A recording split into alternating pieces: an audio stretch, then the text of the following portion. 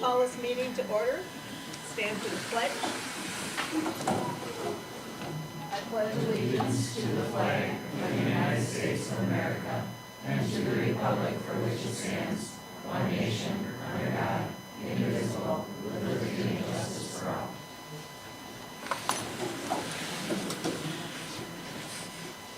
Board members, Alex Melezova is excused.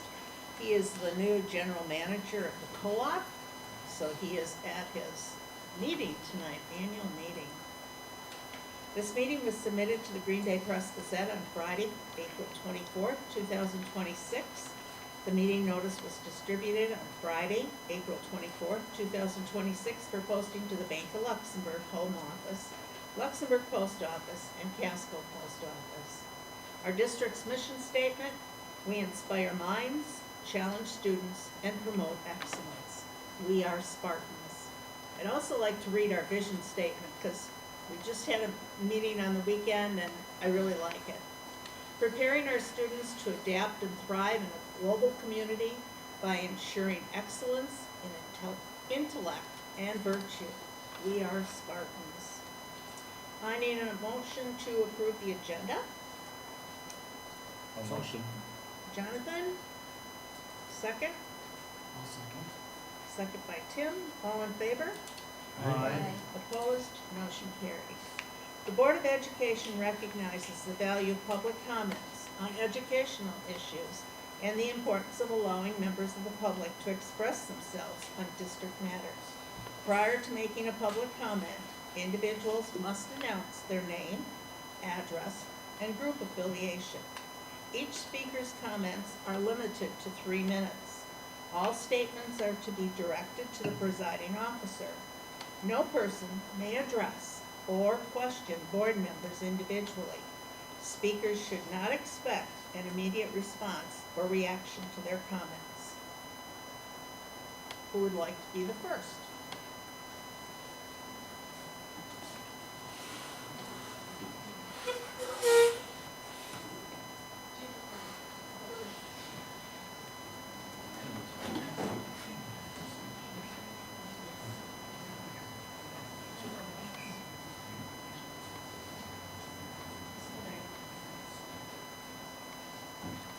With Dr. Fairbank's permission, we're going to sing a short song for you.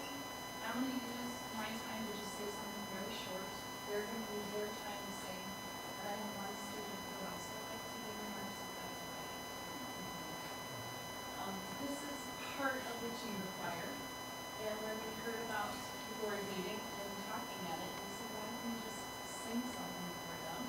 And we have been practicing a song already that's going to fit very well sometimes.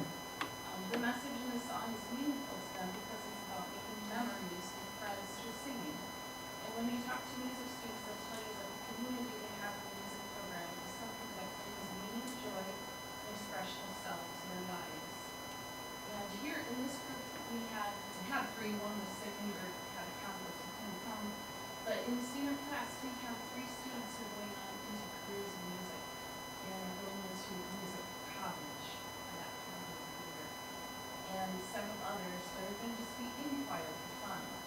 And in the 8 years since I've been teaching here, I've sent 7 other students to study in the performing arts and music education field and are now working in those fields, as well as many others who continue to take choir in college. And that's about all I want to say, except that this is an independent group. We've got a student conductor, a student soloist, and they're really good themselves. And to reach that kind of independence, you have to have a lot of training, a lot of time. And Ellie, would you like to take it over this time? Okay, she wants to. Okay. All right. Cross your fingers and technology works. Good to see you.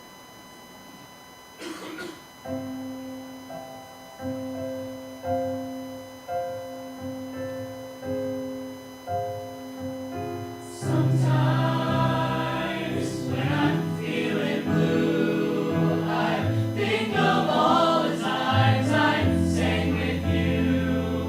And I know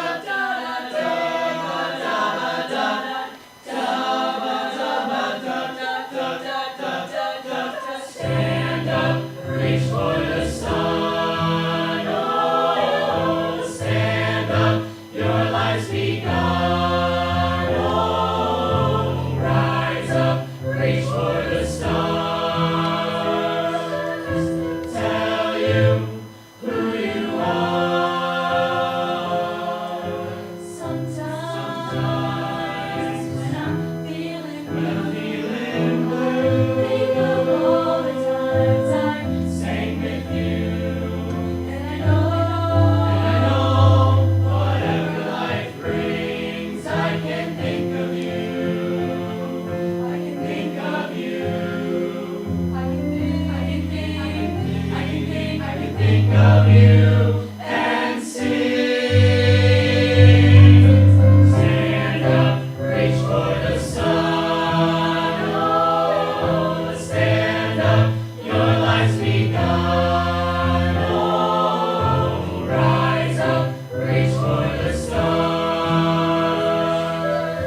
Tell you who you are. Sometimes feeling low. Think of all the times I sang with you. And I know whatever life brings, I can think of you. I can think of you. I can think of you and sing.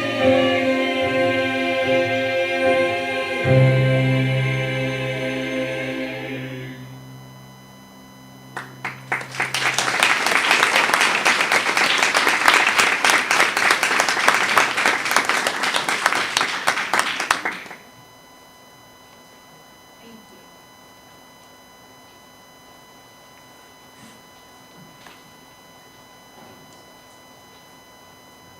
Good evening. When budgets taking, music programs are often seen as expenditure. On paper, they can look like enrichment rather than necessity, but data tells a different story. Students involved in instrumental music consistently perform better academically. Large-scale studies show higher grades, stronger attendance, and increased engagement among music students. They also score, on average, over 100 points higher on the SAT than their peers. This isn't coincidence, it's cause and effect. Learning an instrument strengthens the same skills we prioritize across all curriculum: pattern recognition, mathematical reasoning, reading comprehension, and sustained focus. Playing an instrument is one of the most cognitively demanding activities a student can do. A student reading music is decoding a language, applying fractions and rhythm, and coordinating complex physical and cognitive tasks in real time. That kind of brain development translates directly into stronger performance in math, science, and literacy. Even more specifically, instrumental training has been shown to improve verbal memory, a skill essential for reading comprehension, language learning, and test performance. It develops focus, perseverance, and discipline, skills that transfer directly into the classroom. These are the qualities that help students finish homework, study for exams, and push through challenges in subjects like math and science. Instrumental music doesn't just raise test scores. It improves school culture. Music students are more likely to attend school regularly, stay engaged, and feel connected to their community. Ensemble programs teach accountability, creativity, teamwork, and leadership, skills that are difficult to measure on a test but critical for long-term success. And there's one more point worth emphasizing. Timing matters. The earlier students begin instrumental instruction, the greater the long-term academic and developmental benefits. Delaying or reducing access limits these gains. A study published in the Journal of Educational Psychology found that students with more years of instrumental training showed progressively higher academic achievement and higher scores in English, math, and science than their non-music peers. Musicians that start earlier show enhanced executive function, the brain's ability to focus, plan, and manage tasks. In simple terms, starting earlier gives the brain more time to wire itself for learning. It's not just about music. It's about giving students a developmental head start that carries into every part of education. All of the schools in our area, in Door County, Kewaunee County, and Green Bay schools, Peer Skills, and more, all start band in 5th grade. Denmark is the only one that doesn't, making it the outlier. If our goal is to improve student outcomes, increase engagement, and build well-rounded graduates, then instrumental music education is not optional. It is aligned with exactly what we say we value. I urge you to protect and strengthen our music program, because when we invest in music, we are not just funding a program, we are investing in stronger students, stronger school, and a stronger community. Thank you.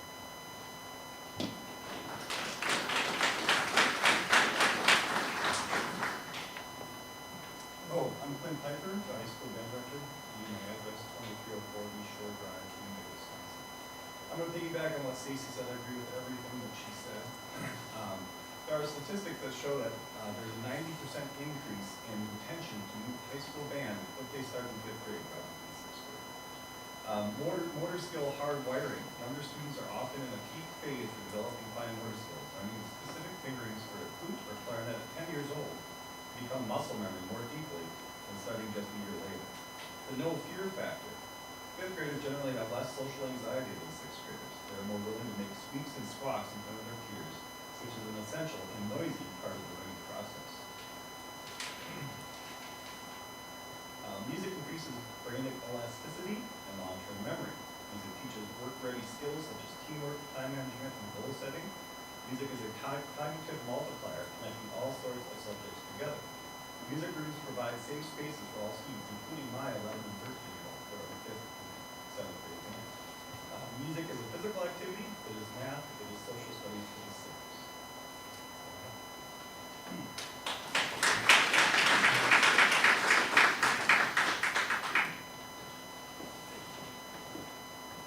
Good evening, my name is Jake Hopke. I'm a freshman here at Luxemburg-Casco.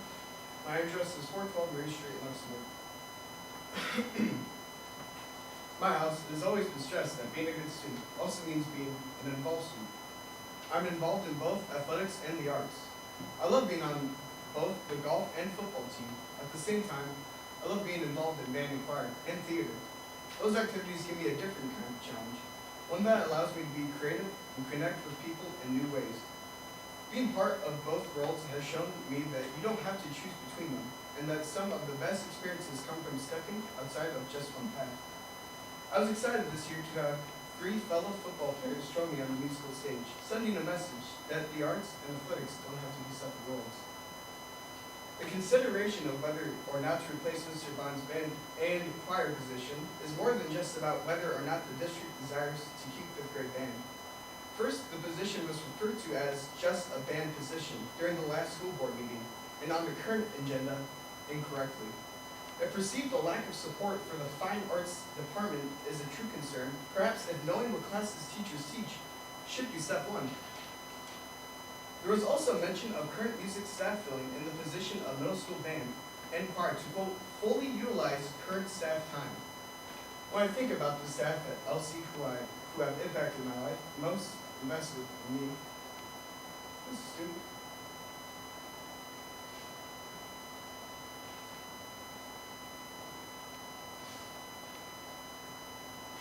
First thing, Ms. Meter, Mr. Piper, and Mr. Bond, and Ms. Baird.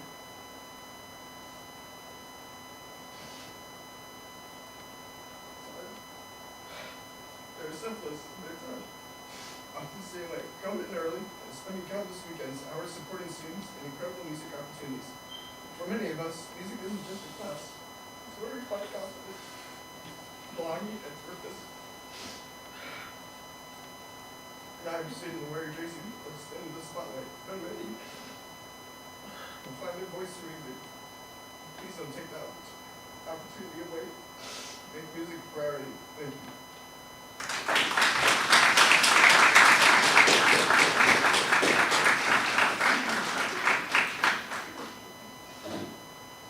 Hi, my name is Amy Magna. I live at 709 West Field Street in Helena, Wisconsin, and I'm a primary school music teacher, and I have been since 2012.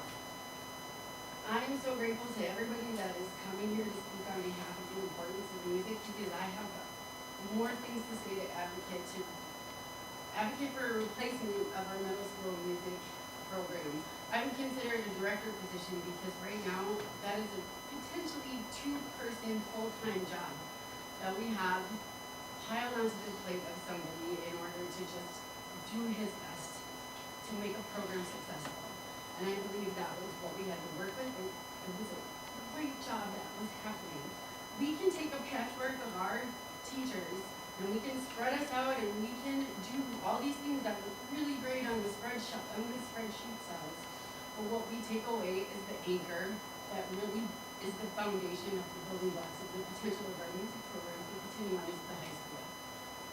Middle school children especially thrive from stability, leadership, confidence, all the things that we will not be providing them with when we have teachers spread out across 3 buildings, spending their time running 2 different programs, trying to make sure that the program can thrive, not just survive or maintain, but to thrive. What I think hasn't also been taken into consideration is that for me to take over at the middle school, we will be losing our 4K music program. which really is something that I started advocating for. The second 4K was pronounced a thing that we would be doing in Luxembourg. It was very close to my heart that we can start kids getting to be comfortable with the adults and they're building learning routine, and it's just part of their socializing skills. That's a big part of what we do at primary school. Another thing is the schedule that you will see in front of you and the proposed option to not rehire is not the schedule that we find functional. We said it might be potential, it might have potential for success. We were able to advise, figure out a way to do it as an AM PM split. That is not functional at this time. We can't find the flexibility to rearrange the schedule. So if we can learn from the mistakes that we made, when I helped with the 8th grade choir program after when Silo retired and was not rehired, that was not a sustainable option. There were so many drawbacks to building a strong community in the choir room. I was unavailable for day trips. I was unavailable for supporting students when they needed help for other things during the day. Sometimes the music room is their only safe space. They will have nowhere and no one to depend on a regular basis because we are all spread out. It's not about the amount of work. If I just wanted a job, then I wouldn't care. I wouldn't be standing here agonizing over the 42 drafts of things that I wrote that I feel important to say. I think that would be the buzzer. All I know is that when we're passionate about something like this, we're not just going to get in life decision. We're really considering the future of our program and what it says to our community.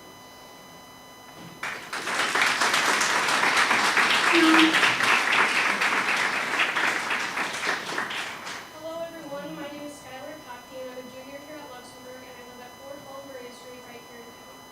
I know I have a small amount of your time, so I'm not going to sit here and waste it with feelings, although any cuts or non-replacements being considered would be, quite honestly, tragic to the kids that you as a school board claim to only want the best for. But instead, I want to give you some statistics, because from a professional standpoint, the numbers will speak louder to you than words and emotions would. 49% of all students participate in some kind of music class at school, and for a majority of them, that is a safe space for them to express their creativity. Removing any of these positions diminishes the opportunities for these students to discover their passions and talents. In 2022, 30% of schools reported cutting their music programs due to a lack of funding. While prioritizing mainstream education is important for student success, not all students find their calling in these fields. If we start looking solely at success, let's consider the fact that schools with a proficient music program have a 90.2% graduation rate, which is noticeably higher than schools without one. This is due to the fact that these students have a passion that their school supports, pushing them to do their best in their safe space. It is essential for students to have a space where they feel comfortable expressing themselves. For many teens, school can be a stressful environment. Coming from a junior, I know that's true. Especially if they are proficient in fields such as math or English, which we tend to take priority in. Music and other art programs let students take a break from the stress and explore other passions. Many students here at Luxembourg take a large abundance of advanced and dual credit classes that have an intensive workload. These students have personally expressed that taking music classes have helped to balance out the academic pressure that they face. This should be taken into consideration heavily because these same students carry out the test success rate that is often bragged about for our school. To delve further into the topic of safe spaces, Peter, Bond, Piper, Schleiss, and Baird have all become teachers that students grow close with during their time in our music program. They teach our safe space, so the dismissal of one of these positions would take up much of their schedules and they wouldn't have time to build quality student relationships like they do now. Overall, music is such an important part of many students' academic journey and should be treated as such. In the words of Plato, music gives a soul to the universe, wings to the mind, and flight to the imagination, and life to everything.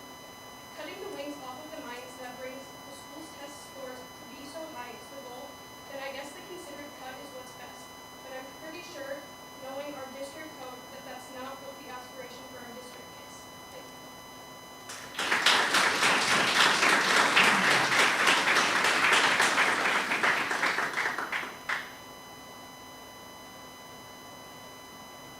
Hi, my name is Andrea Axel and I live at N8768 Current Road in Alabama. I was in three of my children here since Iowa. I am going to speak about my three children who are Mason, who is a 10th grader, and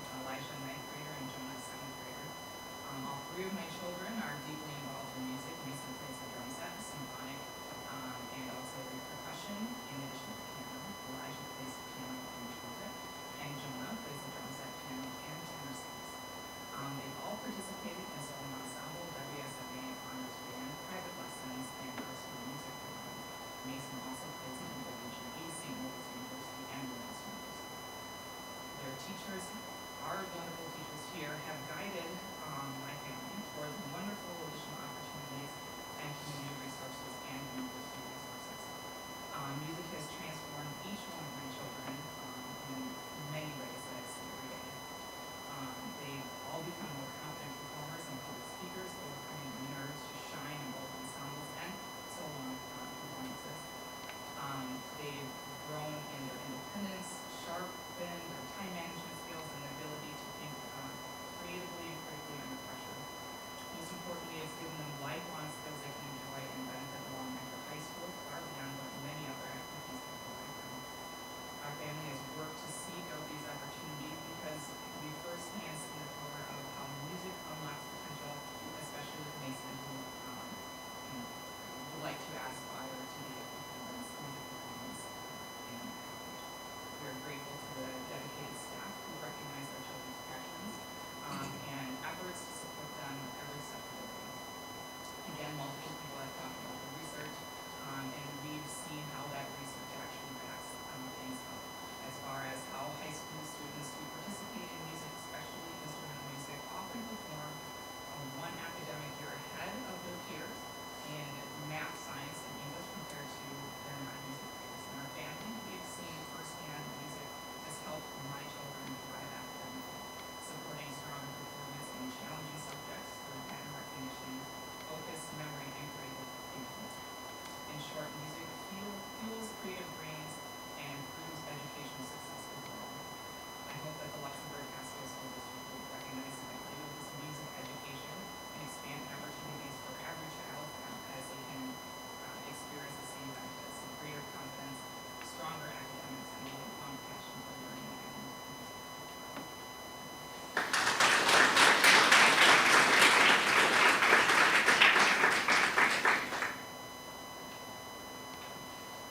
Hello. Most of you already know me. You probably are a little bit sick of me, but for those of you who aren't yet, my name is Erica Janish. I live at 1708 Charles Drive in Luxembourg. I'm a parent to a fourth grader, a second grader, and a kindergartner here in LC. I'm well known and I'm deeply invested in our district and our community. Whether it's serving on the PTA board, running our children's theater, community sports, or being the person to chair our last yes committee for our referendum, I've been there. My background is in music education and social work, and as a youth apprenticeship coach, I also know what it takes to produce high-achieving graduates. I'm not here to toot my own horn when I'm saying that. I'm here to say that I'm a partner in our district's success. And I'm also here to advocate for both the music position that you're hearing about and our library media specialist position. Our mission is to inspire minds, challenge students, and promote excellence. We are Spartans, as we say, that is on the end of everything we do. But excellence is not achieved by aiming at the bare minimum. During the last referendum, this community already voted, and we voted against cutting these positions. Let's honor that vote, and let's keep the promises, and let's promote our excellence. We're currently failing to support all of our schools equally. We have an amazing high school with excessive offerings, and there's a reason why people come to our district. But those learners are built in our primary and in our intermediate buildings. We cannot run our early schools at the bare legal limit and expect our high achievers to show up later. At the high school, we ask, how can we make this happen? And that's how we have so many incredible opportunities for our students. But we don't ask the same question at the intermediate and primary levels. We ask, what's the bare legal commitment? This inconsistency undermines the very strategic plan that I've been helping develop alongside our administration. Our young learners need a strong foundation to succeed in the rigorous programs that we offer earlier.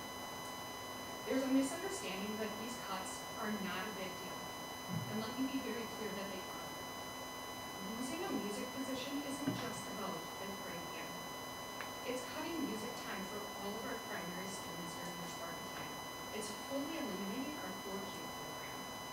And the research is clear, that everybody has talked about, that music improves academics, but problem solving, critical thinking, and mental health that our community continuously puts in surveys, and that we know from recent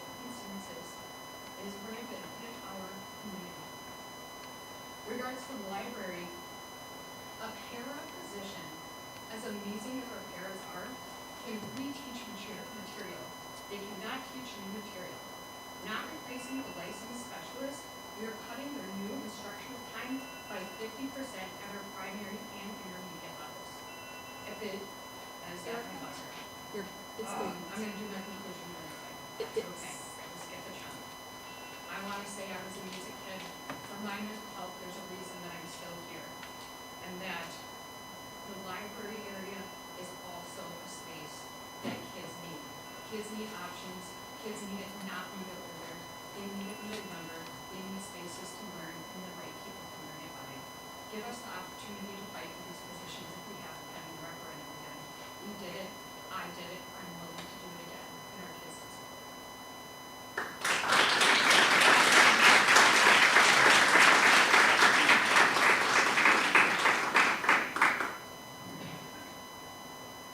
Hi, I'm Lauren Goldsmith. I live on M7 Resort. I'm a student here at Luxemburg, a junior. I don't really know a whole lot of statistics, but I do know about music, how it affects kids now. But I do know that IFC, I come from a big family, a family of 7. I know what I've seen with my family. We've been surrounded by music since we were kids. We sing as kids, little kids. Like we were allowed to have instruments at home. We were allowed this, but not everyone is. And the music system at LC definitely encouraged us to choose and focus on music. And that helped me at least with schooling and helped me focus more on school. When I wanted to come to school because then I'd get to sing and I'd have fun. And then that made me focus on like other things that could also be interesting to me. Like I realized how much I like to read because I was like, hey, I want to come to school and sing. That sounds fun. And then I took an English class and I'm like, hey, this is fun too. And if I didn't have that, I wouldn't have been as engaged in my class as I was like.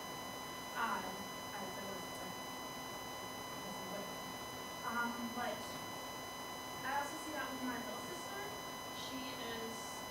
She's been even more surrounded than I have. She got our old instruments like when we were done playing them. So she got like as soon as she could walk, speak, she was surrounded by music. And ever since she's done, basically since she's been in school, she's been advanced. She's been above her class. And I've seen that with my older siblings too. They would go and my older brother, he scored fairly well on the ACT and he went to college for music. I scored fairly well on the ACT and since I was able to, I was saying I was involved in music. And I know that if there are cuts or if not everyone is focused on music, like not if there are cuts and not everyone's able to learn or know about music at a young age, I know that I won't continue to want to do it. I only want to do it when we do get the opportunity in high school. Thank you.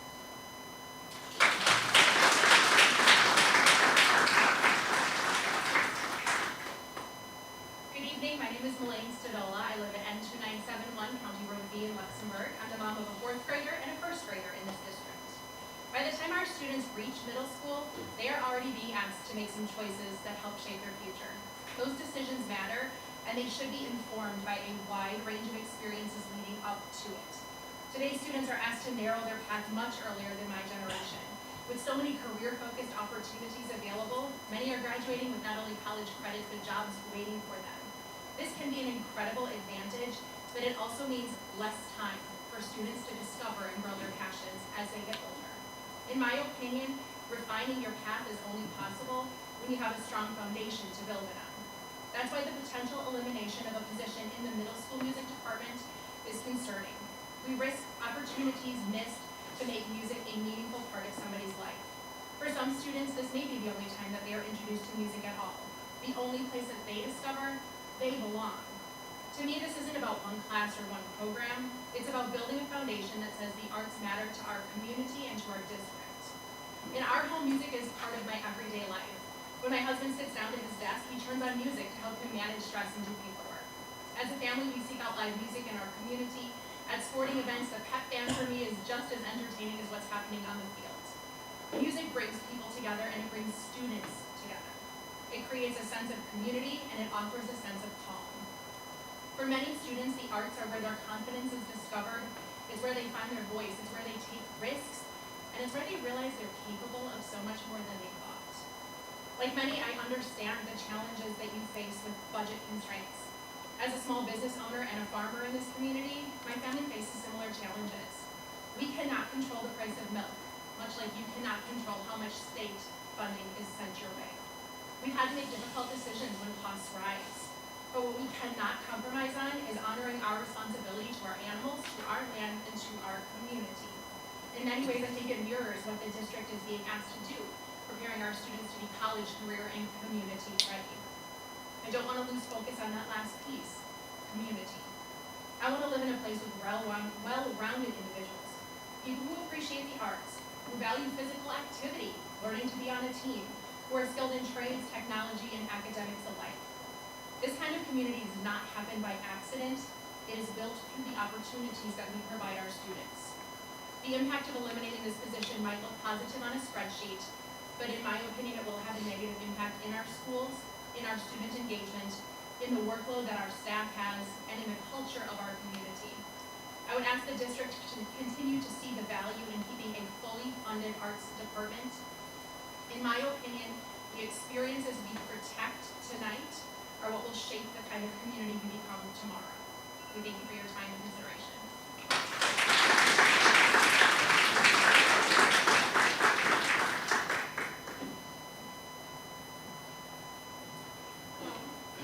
My name is Eliana Ronson, and I live at 702 Ralph Street, Queens.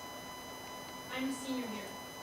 Tonight, I just want to give you my personal perspective on the music department here at Weston. Any student in choir could tell you just how fun it is. Even more than that, a number of them can speak to the incredible opportunities in musicals, variety shows, and our a cappella groups that the choir allows them access to. Absolutely none of it would be possible without the amazing educators and directors who run everything for us. With the departure of Mr. Vaughn and the elimination of his position, there would be way too much pressure on the rest of the music department. I know this because I, like many other students, have been witness to the incredible effort of our directors and resulting successes. Ms. Margaret Eater, our beloved choir and musical director, dedicates an incomprehensible amount of her time to making sure the high school choirs run smoothly, emailing people, compiling music, creating lesson plans, giving private lessons, and above all, staying late to work on these projects. I would confidently say that her work is her life. She loves us kids like we were her own. Moving the middle school choirs to her responsibility would not allow adequate time for her to manage all that she already does. We are so lucky to have an amazingly supportive community that shows up to our performances. We have incredible turnouts compared to some of the schools in our area. Many of Luxemburg's musical alumni relish in seeing shows that remind them of where they exist. Of all ages, our performances generate social engagement and community excitement, young and old. It also provides students with opportunities to find their voices and dedicate themselves to something bigger than themselves. Beyond singing and dancing, these programs help us teens learn how to be better listeners, communicators, friends, and colleagues. We walk out as better humans, more suited for the roads ahead. If Mr. Bond's position is eliminated, there'd be a domino effect that would impact his meter, the choirs, and the extracurriculars negatively. Right now, the administration should be matching the community's enthusiasm for the music department's successes. Rather than trying to make the department more efficient, rather than slowly tearing down this amazingly successful department, we should be building up. Because what we've got here is raw talent, heartfelt educators, and a community that wants to see more. Thank you.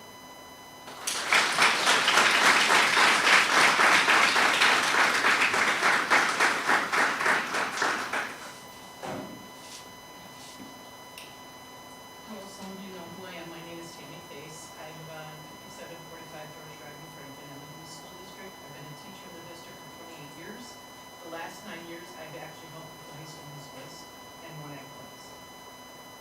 heard a lot from everyone tonight, so I'm not gonna repeat what they said, the importance. I'm gonna talk a little bit from me as a parent. My daughter, all three of my children were in band. My youngest is graduating this year. She's graduating with the second highest ACT score in the senior class. She is involved in music. Music and band were always her scapegoat of when AP classes got to be too much. She is graduating with 19 UWGD credits. And if it wasn't, I feel, for the band and choir people in our district, I don't know if she would have gotten there. Because when there's been days that it was too hard, too much, she actually could go to them and escape. She actually even has a 504 for the anxiety of education and the demands on the kids nowadays. There's not much fun. Well, band and choir is their fun. It's their way to get away from things that don't expect a lot from them, just expect them to be their best. Now, my other thing I want to bring up is Kate Kopke and I have been trying to rebuild the program that was as good as when I was in the musicals. So Kate and I, the last 2 summers, have done summer school, and we'll do it again this year with young kids, getting them prepared to be excited for the middle school musicals. Once they are excited for that, they keep going to the high school. Kate and I are rebuilding this, hoping that it'll be as great as when I was in the shows, Tim was in shows with me. That's what I'm trying to do again. And if we take one part away, it's a domino effect, as like other people have said. And you always talk about, our district talks a lot on mental health. If these teachers have to work together to pick up where we take Mr. Bond out, it's not gonna be well on their mental health. And when our mental health is affected, then we're affected as good teachers. And we can't be effective to the kids that need us. We're their person. There's been many times with the musicals and with the music department, we were there for kids that had a big problem at home. We were there when they lost a parent. And if you take one of us away, it's gonna be a gap. And we might not be able to help those kids that need us the most. Thank you.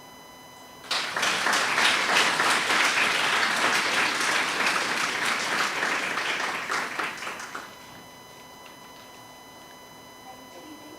My name is Christine Loretta. I live at M312 County Road 80 in Luxembourg. I wanted to come up here and speak as an alumni of the LC School District and of the music program, with experience firsthand the joys and benefits of the arts program. My husband is also a graduate, same year as me. I experienced a lot of opportunities when we were in band, traveling. We went to New Orleans, St. Louis, Chicago, we saw Broadway, we saw culture. There were so many great opportunities. I believe the school is still doing this, so I would love to have a staff so that we can continue to do those. Also, when I was in school, I wasn't in sports. My team was band.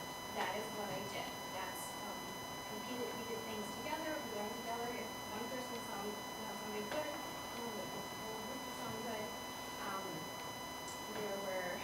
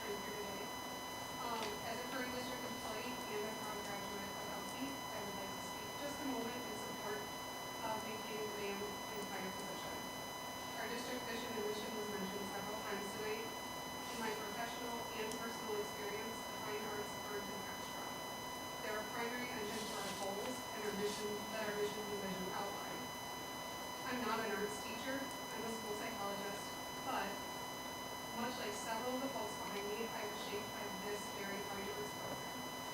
It is pride. My arts background provided me with the communication and empathy skills I use daily to support the students and include me here. Also, the arts provide a literal livelihood for my family. My husband's career in production, which sustains our household, is a direct result of the foundation he built in his arts and music program. It isn't just about singing or playing an instrument, it's about the technical, collaborative, and problem-solving skills that translate directly into the workforce. We pride ourselves in being a high-performing district. As Stacy and Skylar mentioned, there's documented correlation between arts participation and high-level academics. Scaling back that very programs that foster that growth seems counterproductive. Please look around at our buildings. So many of our homegrown teachers who graduated and returned to work here work music and arts students. I'm a product of LC. My career, my stability, and my commitment to this community are rooted in the fine arts. And I urge the board to continue investing in the staff who make this possible. Thank you.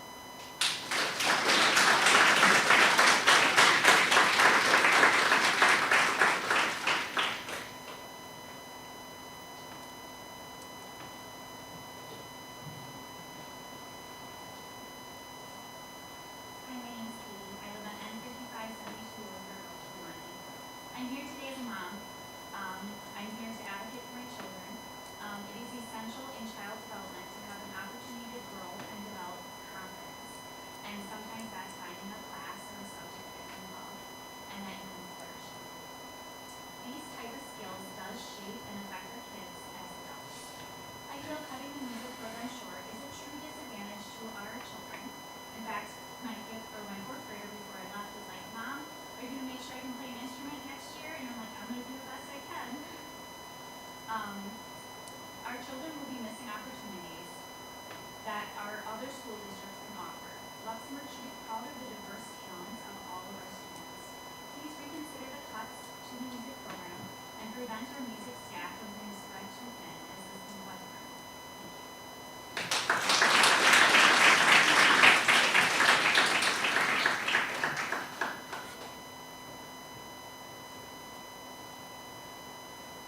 Hello, my name is Brian Harrison. I live at 179 Church Road. Moved here in the last 5 years from De Pere, Wisconsin. I'm a professional musician and also partner at Bananas Entertainment. So music is a giant part of my life, but it wasn't always that way. I have had a number of different lives, as a lot of us adults have had throughout the course of my life, and it was only later in life that I landed on music. What's interesting about that is that if I did not have the roots, the background, and the concrete base to start with, I had the opportunity, rare opportunity at the time, to start music when I was in 5th grade. And that, I feel, has been critical to my development as a human being, and empathy and sympathy for others, and ultimately it ended up being my career, which not a lot of people have the opportunity to stand and really say. And I think it's really important that we note that we never know where our kids are going to go or where their strengths lie unless we give them the opportunity to expand their wings and grow and inspire excellence, as we'll say. I think my son is going to get up and say a few things in just a moment as well. But I wanted to share that one of the things that was so critical to us when we came to Luxembourg was a wonderful music program and the support from primary school all the way on up. And that was something that decided both my wife and I when we came to live here. And it would be a really big shame for us to see those roots damaged or pulled out before our 4-year-old has the opportunity to get to be a 5th grader. So it would be really important to me to see this continue to grow and see all these incredible kids, so much talent in this district, lose the support of the appropriate number of teachers. I didn't come up here with a prepared speech. I was just sort of moved to share based on everything that I see here tonight. It's just incredible. And I hope that you all really, truly do take note of how much passion these kids have. Music is an incredible thing, and we've heard so many kids talk about having a safe space. I was an athlete as well when I was in high school, but a lot of my best friends are the kids that I grew up in band and in orchestra performing with. And it's really important that we remember that when making decisions like this about us.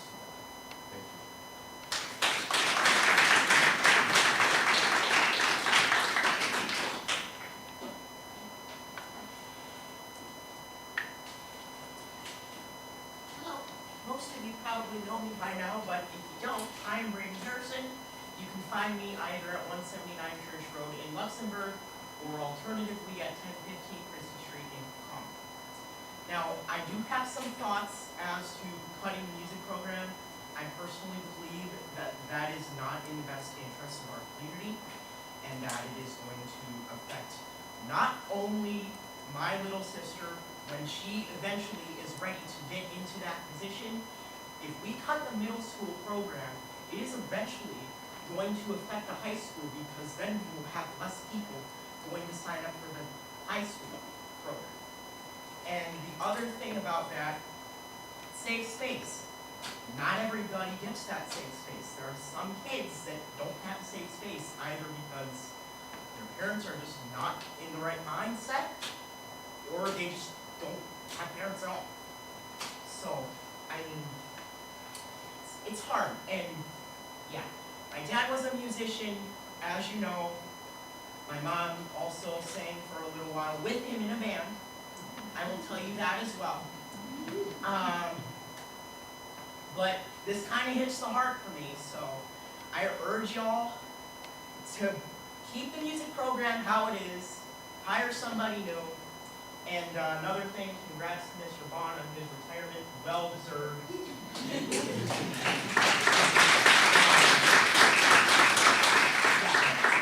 Please keep the music program how it is. I will be very disappointed if I wake up tomorrow morning and I found out, well, they cut the budget.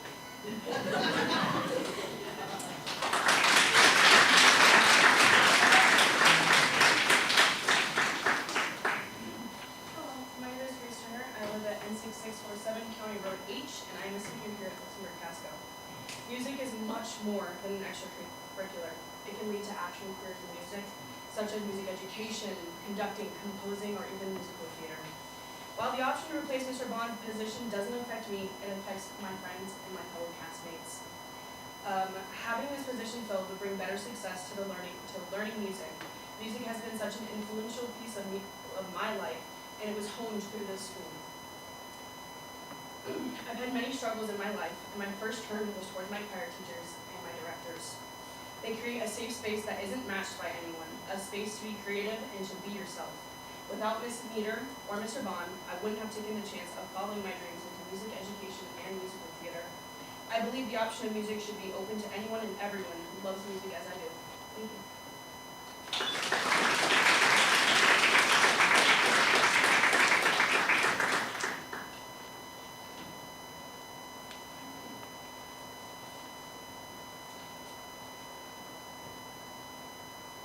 Hi, my name is Sierra Storm. I'm a junior here at Luxemburg-Casco, and I live at 404 South Michael Road, Greenbergstown. The middle school music program is something our school truly needs to keep, because it does so much more than just teach students how to play an instrument and sing. It gives kids a place to belong, especially during a time in life when many are trying to figure out who they are. Music builds confidence, discipline, and teamwork, also while improving focus and academic performance. For some students, it's one part of their day they genuinely look forward to, a safe space where they can express themselves and feel supported. It's also important to recognize how much time and dedication teachers like Ms. Meter and Mr. Piper put into making this program what it is. They go above and beyond, spending countless hours preparing lessons, organizing performances, and supporting every student so they can succeed and feel proud of their work. Without this program, we wouldn't just be losing a class, we'd be taking away opportunities for creativity, connection, and personal growth, along with all the passion and hard work that makes it so meaningful.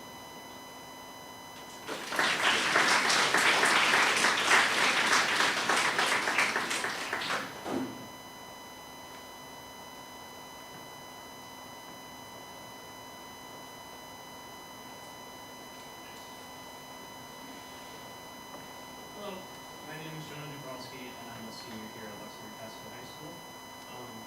I think that Mr. Bond's position is not just a position.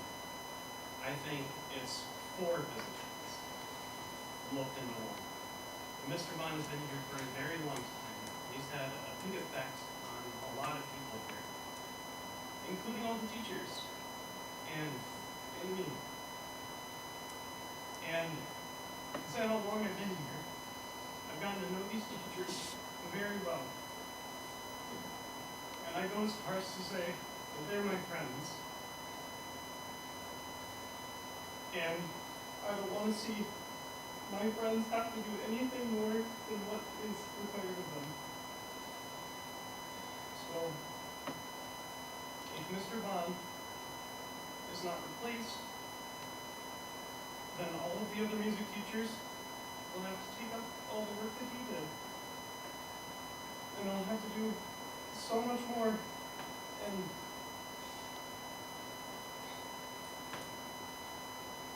I'm so worried that they're gonna either quit or just lose their passion because it's too much work for them. And I don't wanna see that happen, because they're the whole reason that I'm gonna be majoring in music in college. And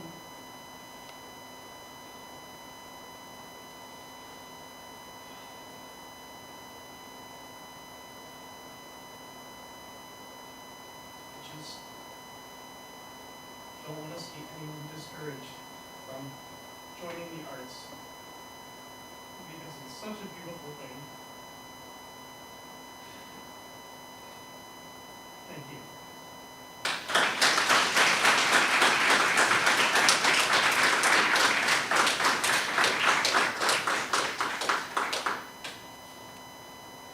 Hello, I am Jack Piper. I live at 2304 Luxemburg, or 2304 Lakeside Place in Greenwood, Wisconsin. I would just like to mention a few points on how we are a family in the band room and in the auditorium. From being high schoolers helping out with our middle school musical, or our friends and families that have been coming to watch our shows or watch our performances. We have such a great family and such a great community that would like to view our arts. That's another point, is viewing our arts.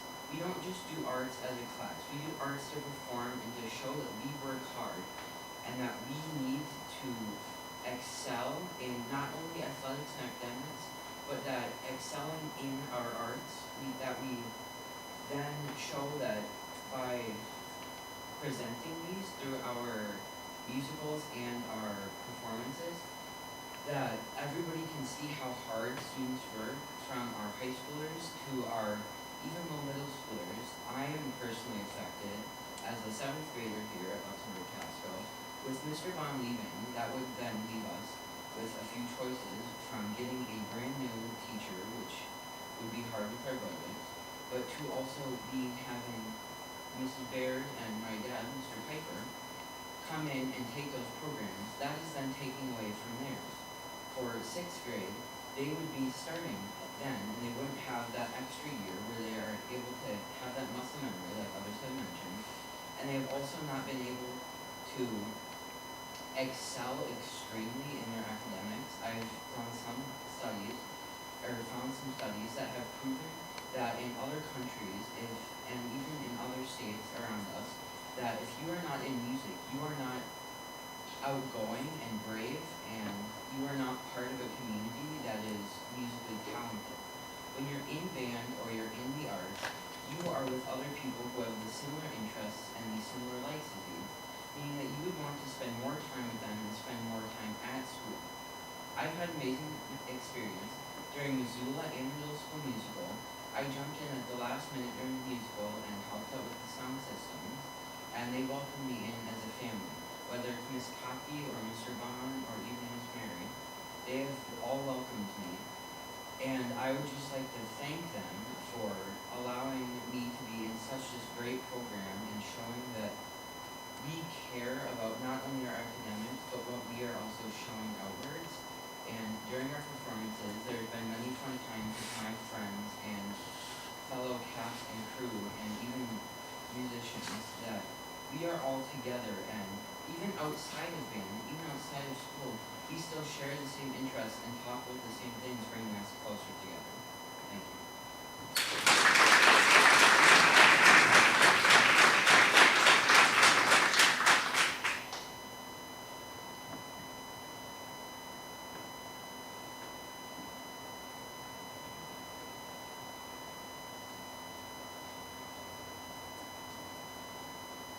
Hi, I'm Taylor Dart, and I live at 2 separate places.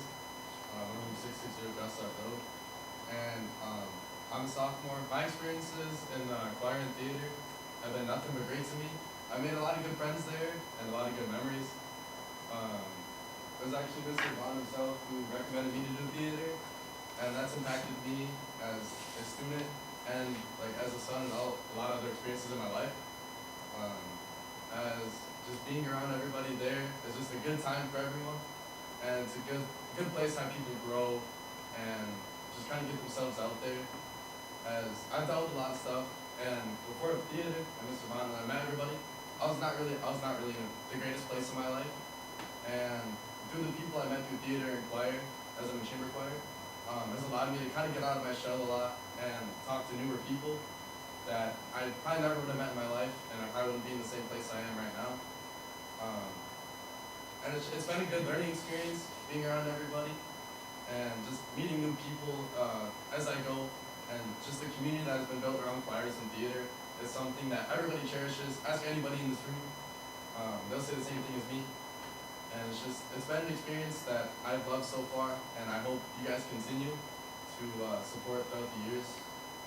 And that's all I got.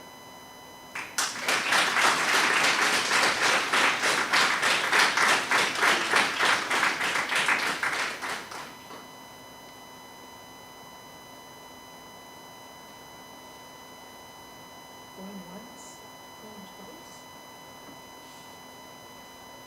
Okay, thank you. Our next meeting date, subject to change, May 19th, 2026 at 7 p.m., June 17th, 2026 at 7 p.m., right here in the Luxemburg-Casco multipurpose room. Board administrative opening comments. I'll go ahead and start. I want to congratulate the cast, the crew, the directors, the Thespian Society, anybody who's here and saw the middle school musical. I think unanimously can agree it was fantastic. I think it gave the kids the full experience. They, from the long rehearsals, the set was great. The social media aspect of it, it really gave our middle school students a taste of what the theater arts can be. So we enjoyed the production. It was top notch. I actually heard from someone who thought it was a high school musical, and I said that's our middle school kids, so something to be very, very proud of. So congrats. I too agree. I thought the show was very good. I also thought that we had a very impressive art show. It was interesting to see all the different mediums that people could do.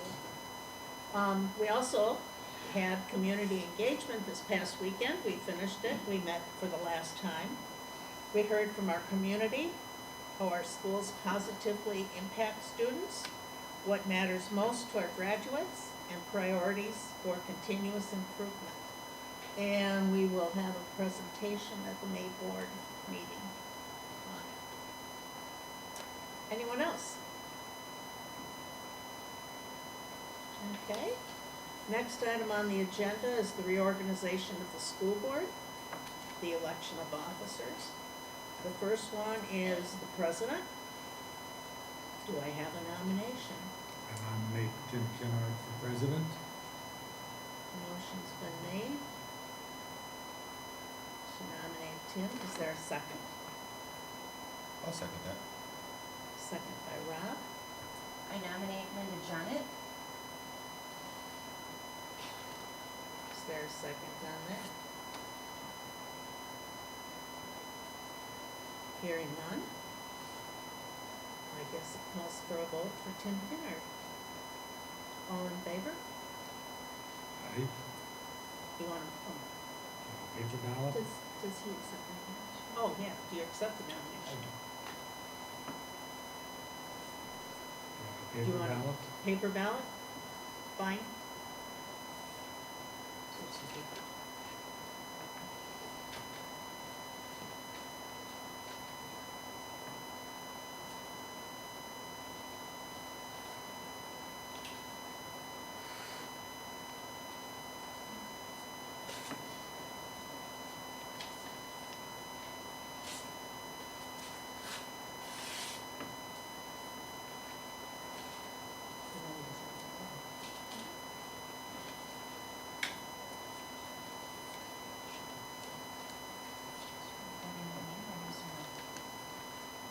guess yes.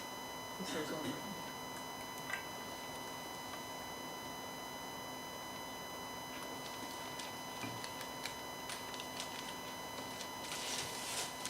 Tear off a slip, don't keep the whole, or don't do the whole thing in case we need it.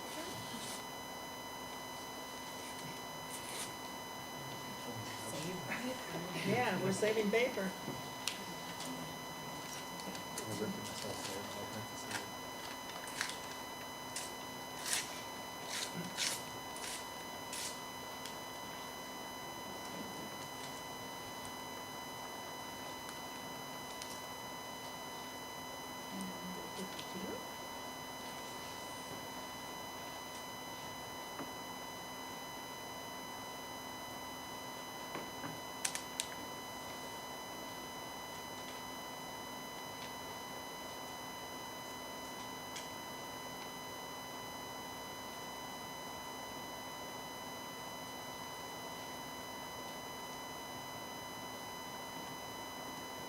There's 4 yeses, 2 noes. So Tim is the request.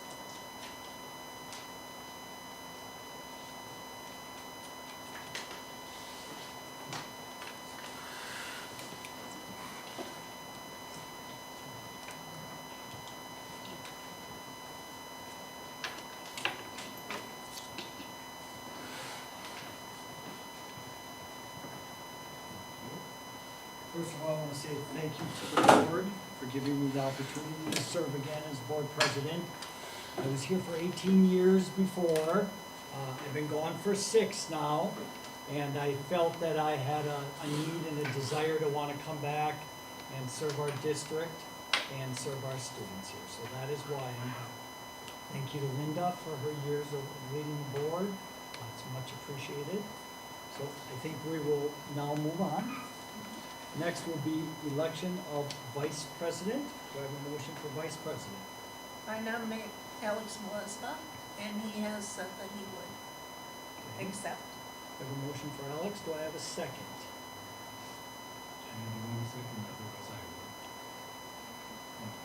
I'll second that. Second by Dave. Are there any other nominations for vice president?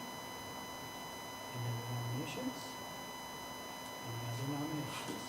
Not hearing anyone, we will vote for vice president. All in favor say aye. Aye. Opposed? Motion carries. Alex will be the vice president. Next, I'll be looking for a motion for clerk. Do we have a motion? I nominate Jen Salentine. A motion by Linda for Jenny. Do I have a second? Second by Dave. Are there any other nominations? Any other nominations? Any other nominations? Not hearing any. All in favor say aye for Jenny. Aye. Opposed? Motion carries. Thank you. Next, I'll be looking for a motion for treasurer. I nominate Robin for treasurer. I have a motion for Robin. Do I have a second? I'll second it. Second. Any other nominations? Any other nominations? Any other nominations? Not hearing any. All in favor say aye. Aye. Opposed? Motion carries. Congratulations. Next will be our CISA 7 rep. Do I have a motion for that?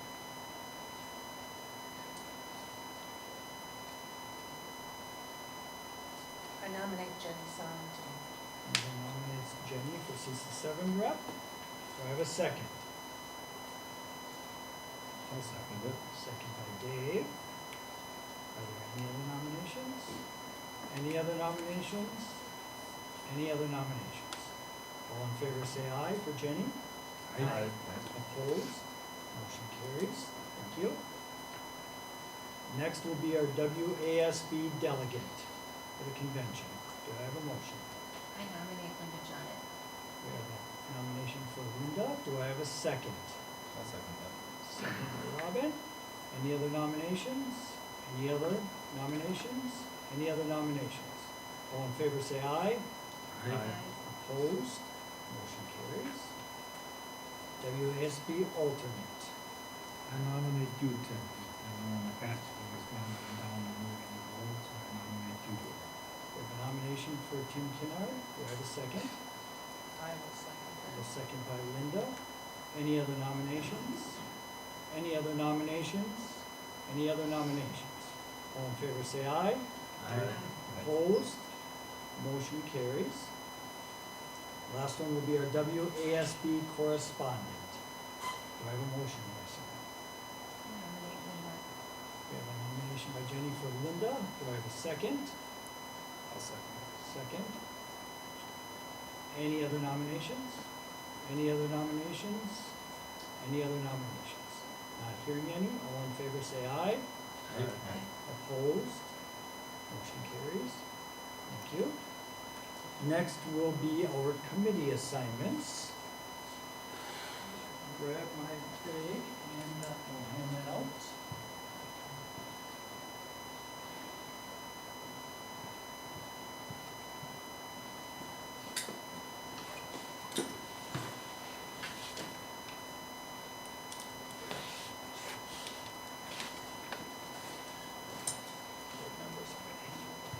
And I'll read it over.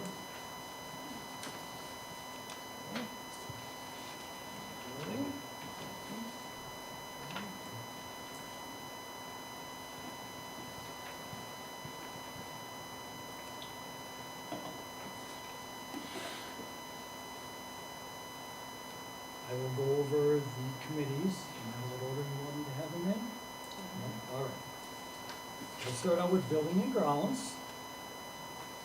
Building and Grounds, Alex Molesova will be on, John Ruthie will be on, Robin Richard will be on. Alex will be the chairman.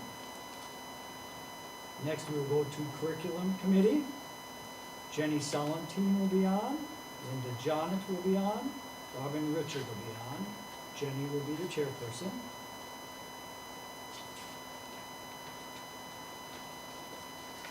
Next will be Finance Committee.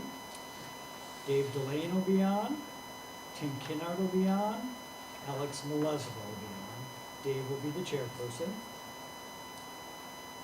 Human Resource Committee, John Ruthio, Alex Molesova, Tim Kinnard, John will be the chairperson.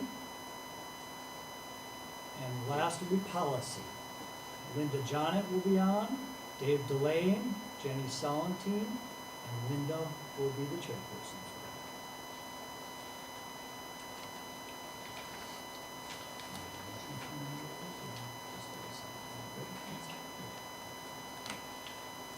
Next, we are going to move on to the next part of our agenda. It's called the consent agenda. There are multiple items that are listed under there. I think the board is used to doing these all together. So things that will be voted on all at once, unless board members have a question about one of them, then we will break it out. First will be March 25th, 2026, regular board meeting minutes. Second thing will be the financial statement for March. Third will be the monthly bills and receipts for March. Fourth will be employment, and there's a whole list of people on there. And then the fifth will be resignations / retirements. Are there questions about anything before I ask for a motion for all of them together? Not hearing any questions. Is there a motion to approve all of that at one time? I'll motion to approve. Motion by John. Do I have a second? I'll second. Second by Robin. Any discussion? All in favor say aye. Opposed? Motion carries. Thank you. Next, we move on to our administrative reports. Who would like to start? I'd be All happy. right. I'll keep it short and sweet. I mean, we're just a few weeks away from the end of the school year, so it's really just closing up shop. We just finished forward testing last week. And now it's gearing up for, again, things that we need to do to end the year, but then also preparing for next year. So we're really in the heat of creating class lists and homeroom placements for our students for next year. And then I just wanted to highlight some upcoming things. We have Careers on Wheels, which is May 14th. That's been a big annual event for us for the past many years, where we have local business people come out to share their careers with us. And then we have our 5th and 6th grade band concert on May 15th at 1:30 p.m. Thank you. Any questions for Heather? Thank you. Let's go next. Pete? All right, perfect. So similar to Heather,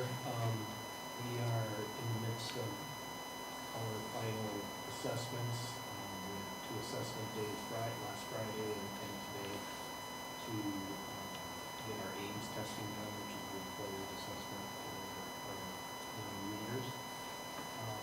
As she said, you know, the year's winding down, it's coming to a very quick end here, but we're working on a class list for next year, and just trying to finish up things as the year goes through.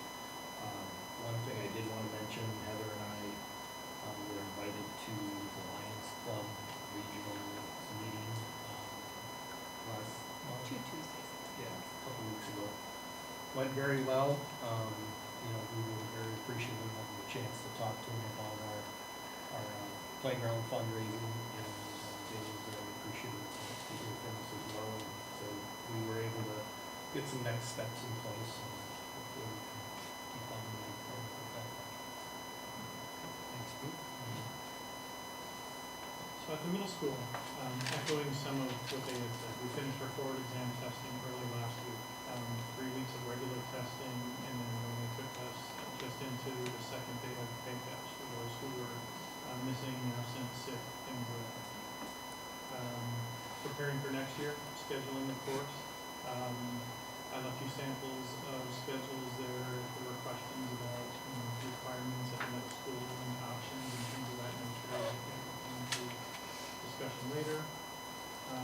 We're hoping the weather will change. And I know that Jenny is for sure, but we would like to get middle school kids outside for recess. Fresh air would be nice. In addition, from an athletic standpoint, the first golf competition of the season was actually last week. The first track was supposed to be today, rescheduled to Thursday, golf also rescheduled. See my previous comment on the weather. And spring concert, Thursday, May 7th. Before you know it, the last day of business. Thank you, Todd. I'll echo what's been, it's testing time, I think, for everywhere. We've got that springtime of year, we had ACT testing a little bit ago, we had pre-ACT a couple weeks ago, and we've got AP testing over there starting next week, and that'll be 2 weeks of that as well. We've got 75 students taking various different AP testing next week, so it's just that time of year where it's a lot of testing. One neat thing that we did this year is after AP or pre-ACT testing, we had a career fair for our students. So we had 30 different employers that were here, and all of our freshmen and sophomores chose 5 of them to go to, and they did 20-minute rotations with each of those. So they did one, 20 minutes later they went to another one. The students got to choose the ones they wanted to go to, so it gave them kind of that autonomy and that choice of what are you most interested in. The way we got those employers is we sent the survey out earlier in the year to students on what they wanted to hear most about, and we tried to hit as many different things on that list as we possibly could. Hard to believe that 1 month from tomorrow will be the last day of school. It seems like it just started, but 1 month from tomorrow we're already settling off for the summer. And then last, we're looking forward to our academic award ceremony next Tuesday. We've got over 100 students that we will be honoring at that award ceremony. So looking forward to that. Thank you. Ready?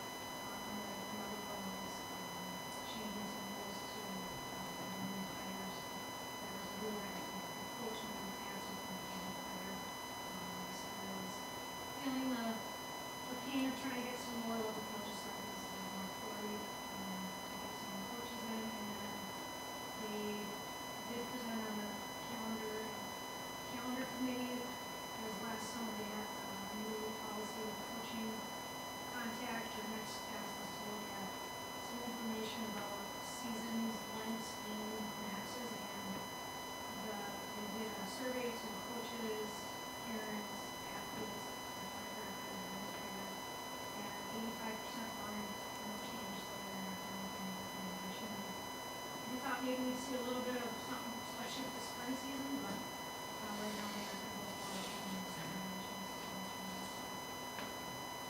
Thanks, Jenny. Rebecca, Joellen and I have actually been finalizing wage increases for next year, reviewing what the status of 25-26 looks like, as well as referendum will be, I think, tomorrow or Wednesday, to finalize that. And I apologize to the board for canceling the committee meetings. Dealing with the house flooding was something I couldn't just leave sit, so I appreciate your flexibility in that. It's not something I wanted to do, but I had to be there. It is kind of crazy that the year is starting to get to that end, working with the departments to prep next year's budgets already, so some of those have gone out, and teachers are, have been cut off from spending, encumbered what they needed to, and principals are finalizing theirs, so we're getting there. Mike? Two things, scheduling, helping out the middle school and the high school, and then eventually I'll work my way down to Heather and support her in some of that. And then the last one is we had our first ever reverse career fair. It was an opportunity for students to show their professional self. They dressed amazing. They dressed for success, we'll put it that way. There was suits and ties and the whole 9 yards. We're gonna do a quick article about that and put some pictures out as well. But it was all the students providing the conversation. The adults got to listen, and so it really allowed them to shine. And then the second part is we had a luncheon aspect of it where they had to learn how to eat properly and all of that other good stuff. And so we had 20 students and about 30 adults there, and so that's intentional to teach you how do you handle yourself in an adult environment. There was a couple colleges that were represented there, and one of them I asked them how do they compare to their college students, and they said they were very well prepared and almost to the same level as some of their college students. So I felt like Mrs. Whitrock, thank you for taking the chance to do that, because there was about 15 activities that the students did along the way behind the scenes that helped them prep themselves. And then to Mr. McCauley, because his students with his photography class took the headshots for the students, so we tried to capitalize on all of those. So it was a good time. Pretty busy time of year. I feel like I've been spending a lot of time collaborating with this group as we wrap up the school year, but also spending a lot of time thinking to next year and planning, working with my special ed staff to figure out caseloads for next year, and kind of some of those scheduling pieces as well. A lot goes into it.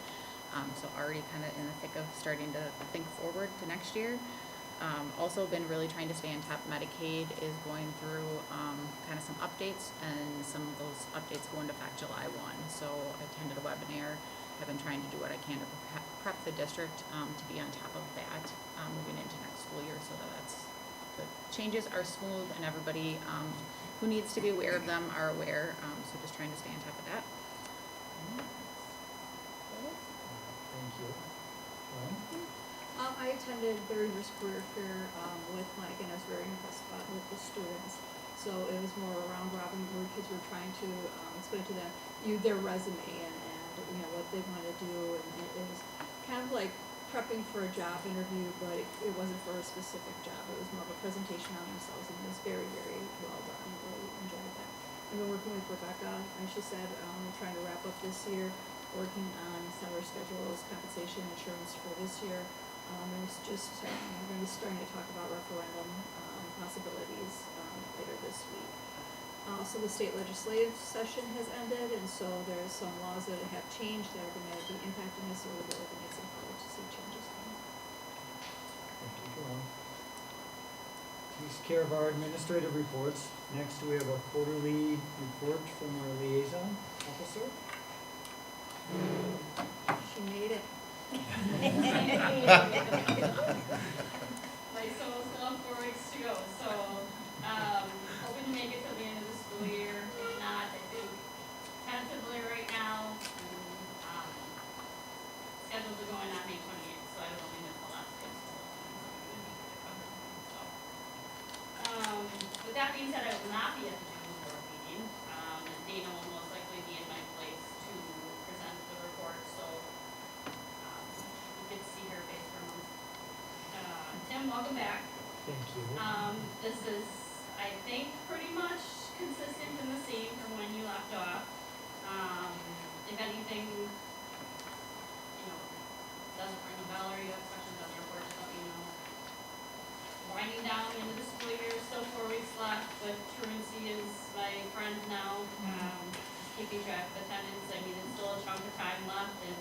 making sure kids are here is a crucial time, we obviously want to finish out the year strong.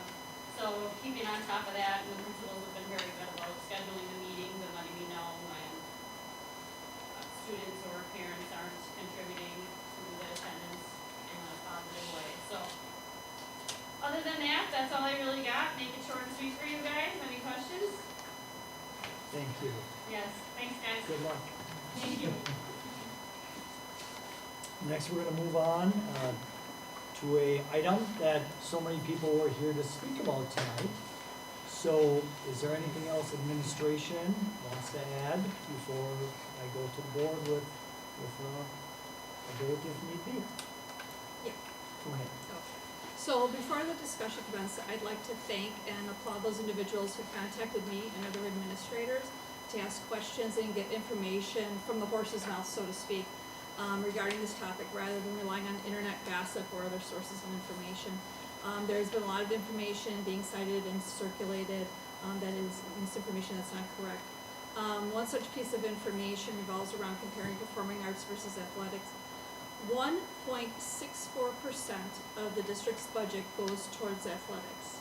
Okay, so 1.64. The district pays for 7 football coaches that cover freshman, JV, and varsity football. The other people you see on the field on game day are often volunteers or may be compensated through the Booster Club, which is a separate nonprofit organization. The admission fees for regular season games go to the district. For comparison, the district pays for 9 advisory positions in the area of performing arts. The variety show has a director that is paid, so does the one-act play. Musical has 4 paid positions, 1 director, 2 assistant directors, and 1 technical director. We also have paid advisory positions for senior band and music, senior music choir, and middle school band and choir, which compensates individuals for activities that happen outside of the school day. Each performing arts production gets to keep the proceeds of its productions, including the advertising in its playbills. And during the construction referendum, the district invested over $170,000 to upgrade the sound and lighting systems in the auditorium. With the auditorium, flat roofs leak. It is their nature. If you're in construction, that's what happens.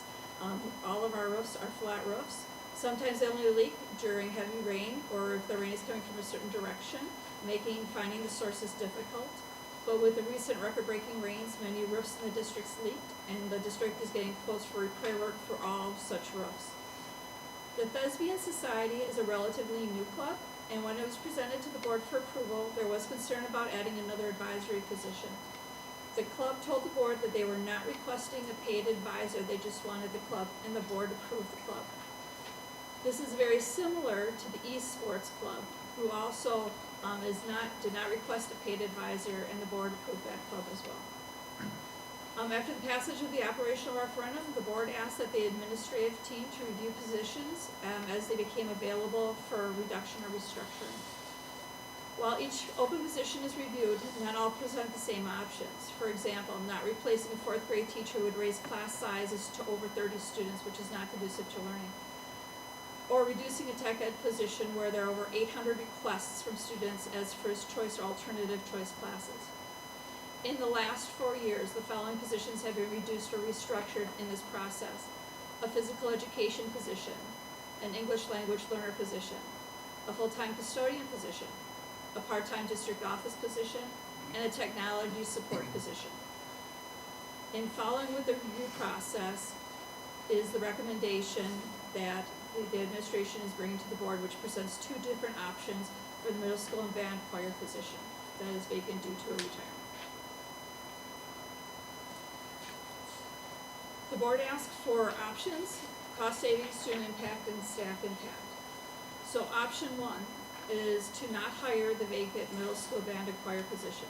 The general cost savings to the general fund is $111,527 approximately. The student impact.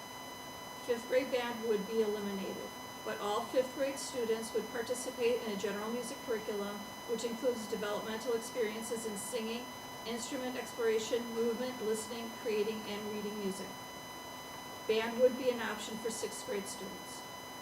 There's also a possibility of bringing back 6th grade choir as an option, depending on Spartan time and related arts rotation in the building schedule. With this option, we would also discontinue private school band lessons. This year, one student was served. In your board packet, you have staff licensure, so you can see what each of our staff member is licensed for. If the position was not be hired, we have one instructor which would teach third through sixth grade general music during the day and third through sixth grade Spartan time. This is where that possibility of adding back sixth grade choir might occur. Another instructor would teach sixth grade band and sixth and seventh grade lessons. 6th and 7th grade band. 6 and 7, yes, I'm sorry. What did I say? Just 6th grade band. I'm sorry, 6 and 7. That's Thank you for okay. catching that. A third instructor would teach 7th and 8th grade choir, 7th and 8th grade boys choir, and 5K through 2nd grade general music. Another instructor would teach 3 choir classes, women's choir, chamber choir, concert choir, and then fill the rest of the day with choir lessons. The 5th instructor would teach 8th grade band, concert band, and high school band, 3 band classes, and the rest of the day would be spent with band lessons. In your board package, you do have a proposal of what that schedule would look like. When we talk about teaching loads, we consider that as far as our full-time teaching equivalent, which is an FTE, which in this district is an average, because some go a little bit below, some go a little bit above, but it's an average of 300 minutes of student contact or instruction per day. Instructor number 1 would have 300 minutes of instruction per day, so meeting the average. Second instructor would have 325 minutes per day, but if in a week 123 students individually receive 10-minute lessons, that would make it the 325. If the students were grouped according to likability levels for lessons, that would decrease the total FTE minutes. The third instructor, it's 246 minutes per day, not including travel time between buildings. The fourth instructor would teach 316 minutes today, and if in a week, 62 students would receive individual lessons at 15 minutes per lesson. Again, grouping students of likability lessons would decrease that total minutes in a week. The fifth instructor would have an FTE of 342 minutes per day. So if 105 students in a week receive 10-minute lessons, that would equal that 342 minutes. And again, grouping students of likability would decrease those minutes. There's also 2 additional considerations. There is the potential use of UW Green Bay-based students to provide band or choir lessons. And also, Door County, Kewaunee County, Green Bay, DePere, and Bondwell do have 5th grade band. The other option is to hire to fill the vacant middle school and band choir position. The cost savings would be 0, but then following the hire process, a meeting would be held with all individual staff members to align their individual strengths with their assigned instructional areas. Thanks, Joellen. Hearing that from Joellen, board members? Absolutely, you can ask questions. Okay. So I have a few things to share or statements, and then I do have some questions. So we, as a board, hear from the admin team several times what's best for students or great opportunities. And I personally feel that what's best for students is a comment that's given a lot to high schoolers. And I don't think that we're doing our justice to the youth programs by doing what's best for them. Last month we sat here and we heard about state law says we only need to have one. So why, when we're talking about our smaller schools or our younger schools, are we only talking about the minimum? We can get by the minimum. So that's just a statement I want to say. I do have a question. Actually, I have one other statement before I get to my question on the scheduling. We also hear a lot as a board about other school districts who want to be like us. We're the leader in YA, we're the leader in CTE, we're the leader in this. We want everybody to be like us. But last month, we were told this particular district didn't have 5th grade band, this district doesn't have 5th grade band, so if they don't have it, we don't really need it either. Why aren't we going after that, and why aren't we encouraging other districts, hey, be like us, let's have 5th grade band. let's be the leader, and maybe others will follow. So those are just two statements. As far as the schedule structure that was in here, I want to ask about prep hours. So to the best of my knowledge, high school teachers are given a prep block each day on an A day and a B day. Is that a true statement? For regular classes teacher. So let's say a social studies teacher, they have a prep hour, okay. Are our music teachers the same? So music teachers are a little bit different based on how they can fit their lessons as well. So they're getting the equivalent time of prep, and then it might not be all 185 each. It might be 20 minutes here, 15 minutes there, 20 minutes there, depending on how they're fitting their lessons. Because this structure though is saying that these staff members are going to have 85 total minutes per day on an A day and a B day of prep time. And when we say prep time, I understand they're not reading a book. You know, they're preparing for their classrooms and so on. It's just that they have non-student contact during that time frame.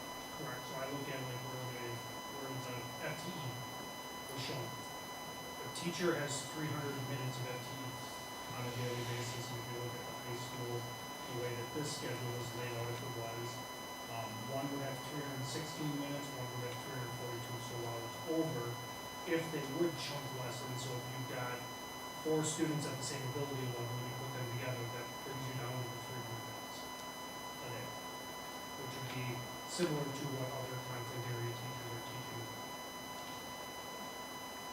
I also just want to thank, as Joellen did, the people who wrote letters or addressed the board via email. I received a handful of those, and I just want to thank everybody who's filled the room tonight. I wish we could see so many people at every board meeting and have an interest in Luxemburg-Casco schools and their support. So thank you all for being here. Thank you for sharing tonight. It was a very heartwarming evening. I have a comment if you don't mind. Yeah, go ahead. I was excused from the last meeting, and I apologize that I wasn't here, but I watched it remotely, and a few thoughts came to mind. I want to echo on Jenny's comments that I appreciate all of the input from the community. I also want to say that the administrative comments of the board requesting for these positions to be reviewed is a true statement, and it's a very important part of how we do the budgeting, and sometimes these conversations can be scary at first thought, but those are important conversations. And I'm glad that you guys were able to come and have your voice in the conversation, and I think it's important that we get as much community involvement as we can, especially on topics like this. My comment to the administration also echoes your thoughts on that. We are a very sought after district, and we don't get there by cutting every cost that we can. You guys understand that, and this is why these conversations happen, right? Sometimes they do, sometimes they don't. My personal feeling on this, that I would like to voice to the rest of the board, is that the last 2 referendums were, although they were close, we did receive the community support that we needed to, but we pitched those referendums as such that this is what they were for and this is what the plan is going to be moving forward. The pitch for the last referendum was that we wouldn't have to make staffing cuts. Although I understand this wouldn't technically be a staffing cut, it certainly is a rearrangement. And if we can make a cut without any additional work or without any additional hire, well then I'm second guessing why we would have been in that position in the first place. However, that's a completely different conversation. We're going to have more referendums, and I think that we'll have a very difficult time going to the community if we pitch one thing and do it before the next referendum. I mean, we kind of made a deal with the community, and that's how I would like to do business. Those are my comments. Thank you all. I'd like to echo the comments both from Jenny and from Robin. And from the audience, or whichever way you prefer to be called, the community. We've always been involved in the arts. It's been very, very important. Going all the way back. I met my wife in college band, and that's worked out well. So. She said I could say that. Those of you that know my youngest, she's fantastic. I even played band when I was in the Navy, in addition to the rest of the things that I did. So, music is important to me, whether it be choir, whether it be band, whatever. You can't cut the arts, in my opinion. It's critical for us. So, we went to the community and we said, we're gonna support the arts if you support us on our referendum.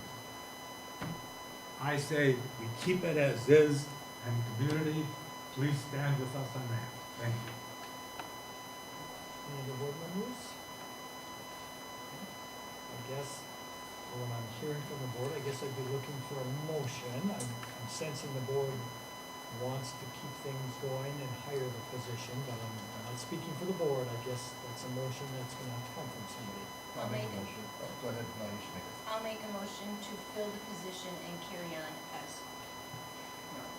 Okay, we have a motion by Jenny. Do I have a second? I think Robin, you want it? I'll second. Okay, second by Robin. Discussion. Would you like a roll call vote? Roll call, please. Roll call vote, please. Linda, you're first. No. To hire? Yes. To hire, yes, that's what it's for. That's what your vote's for. To Yes. hire this and fill this position, Yes. okay? That was enough. Yes. Yes. And I'm a yes also. So if we'll move forward, the position will be filled and things will continue.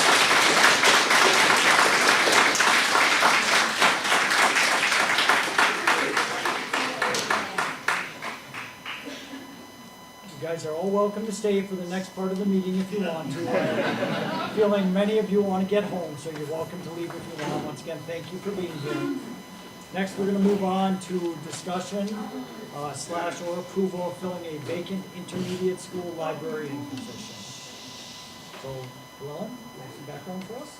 So again, this is another open position that we looked at, as we do with other positions. Again, two options: to not hire, to fill the vacant intermediate school library position, or option two, to hire. Option one, to not hire, the cost savings is approximately $104,167. Additional compensation will be requested for a library paraprofessional for additional duties. That's figured into the cost savings above. What we would be doing is moving into a shared staff model. So we would have one FTE certified library media specialist, LMS, shared between the primary and the intermediate school. We would have a rotating schedule to ensure both buildings receive direct LMS instruction. The LMS rotates between primary school and the intermediate school and maintains control of common school funds and future-ready library plan. The library paraprofessionals stay at their assigned school to maintain daily library access and supervision. So our current structure is each class is scheduled for a 60-minute block every 6 days. The new schedule is, or new structure would be each class will be scheduled for 2 30-minute blocks every 6 days. So the students will maintain the same amount of library time in a 6-day rotation. Days 1 through 3, in primary school, the LMS would provide instruction and guidance with book selection during checkout in a 30-minute class. The intermediate school, the library paraprofessional would provide book checkout and makerspace or structured activity supervision in that 30-minute class. And then that would reverse for days 4 through 6. With the primary school, the library paraprofessional would be providing book checkout, makerspace, and structured activities. And the intermediate school would have the library media specialist providing instruction and guidance. The second option is to hire to fill the vacant position. The cost savings would be zero. We would continue the current programming, a 6-day rotation, where students have the library once every 6 days for a 1-hour session, and other district librarians would provide mentoring for their new hire. Thank you, Llewellyn. Board members? How many meetings were had since our last meeting? I know you asked for the direction or, what the board felt, and I know I had said I wanted to make sure that, our librarians at the primary school and here at the high school, middle school were included. So were there meetings, how many, and what was their input on this structure that's being presented to us? So, Sure.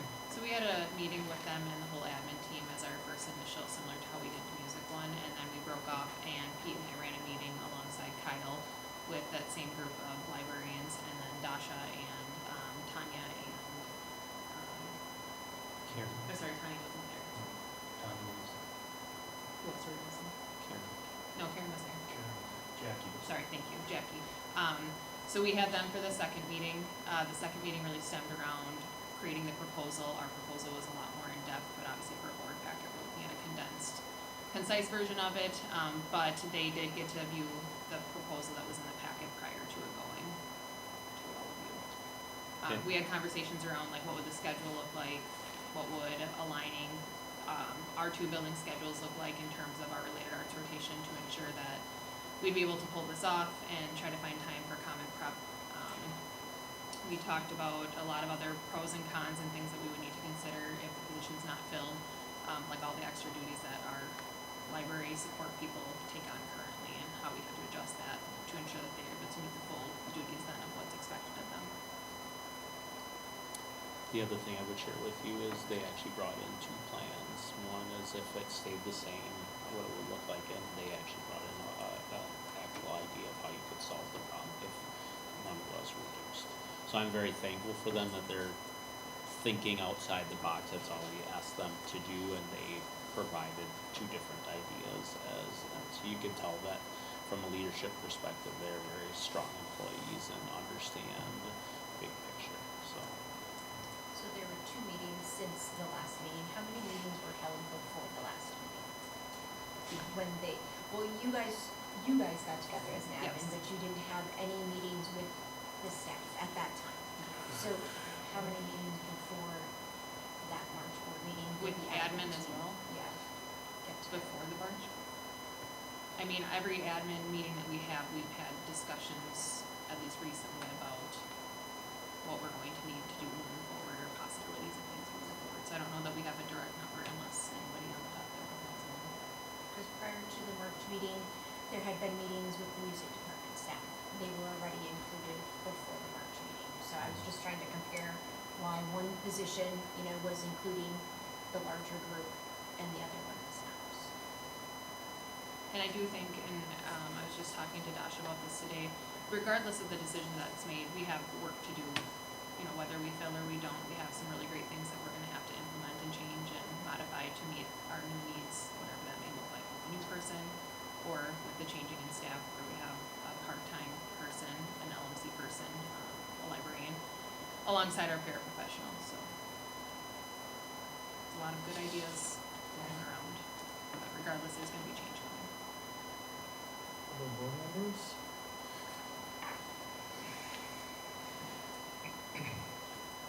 So again, I was not here for this meeting when this was first proposed, so I have some questions that may have been spoken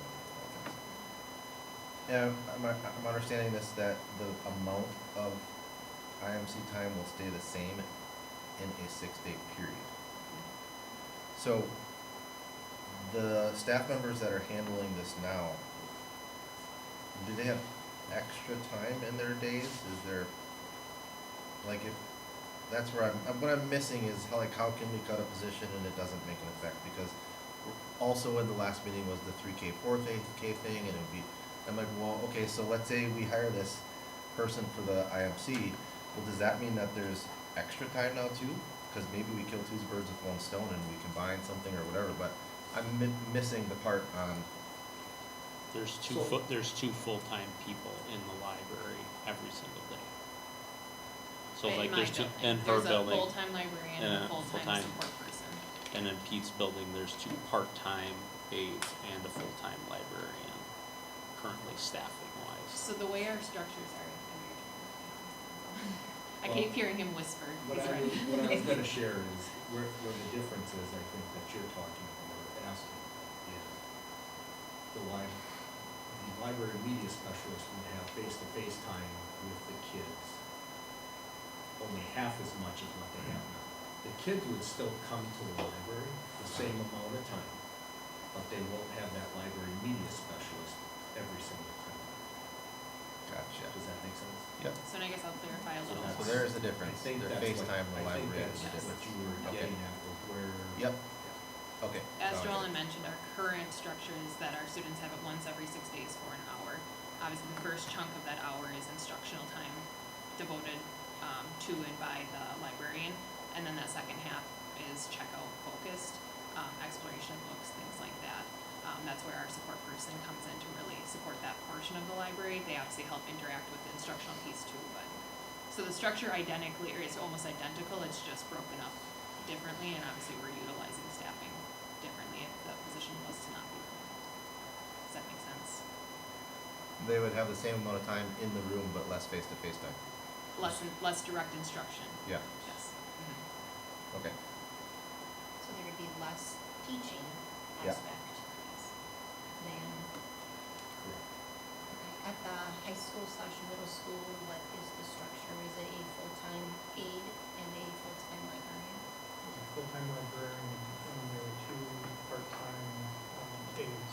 One that does the first shift, and one that does, there's a little bit of overlap, and then the second shift. So it's roughly 7:15 till about 12:30, 12:45. That position also does more of crossing guard, or at least as part of the rotation. And then the other one comes in at noon until 5:30 for the after-school part of the library. There's that little bit of crossover. And then that person is also part of the crossing guard rotation. So 1 full librarian, 2 part-time. It seems to me that it would be more important to have the FaceTime in the IMC at the younger age. The older age, if you're in the library by yourself, no big deal. You've already had that experience, you can find the books, you know the system. But it seems that this would be an age where that FaceTime is important. During Spartan time, because we have Spartan time at all buildings, correct? So it's used as like additional enrichment, right? So at the primary and the intermediate school, are we utilizing our librarians as part of that? Like we utilize art teachers, music? They're part of the regular rotation as well. Of Spartan time in addition to their rotation of Correct. classrooms coming in. And Robin, just to clarify, this Wisconsin state statute kind of looks at it a little bit opposite of than what you had just said. So for pupils in grades kindergarten through 6th grade, library media services are to be performed by or under the direction of a licensed library and audiovisual personnel. Okay, so that means that while a paraprofessional or a library aide cannot teach something new, they can reinforce lessons.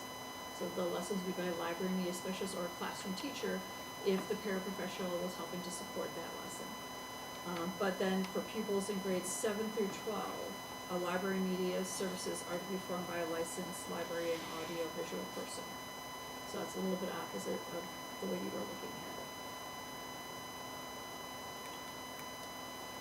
And the library media specialists are all at the master's level, is that correct? As opposed to a bachelor's degree.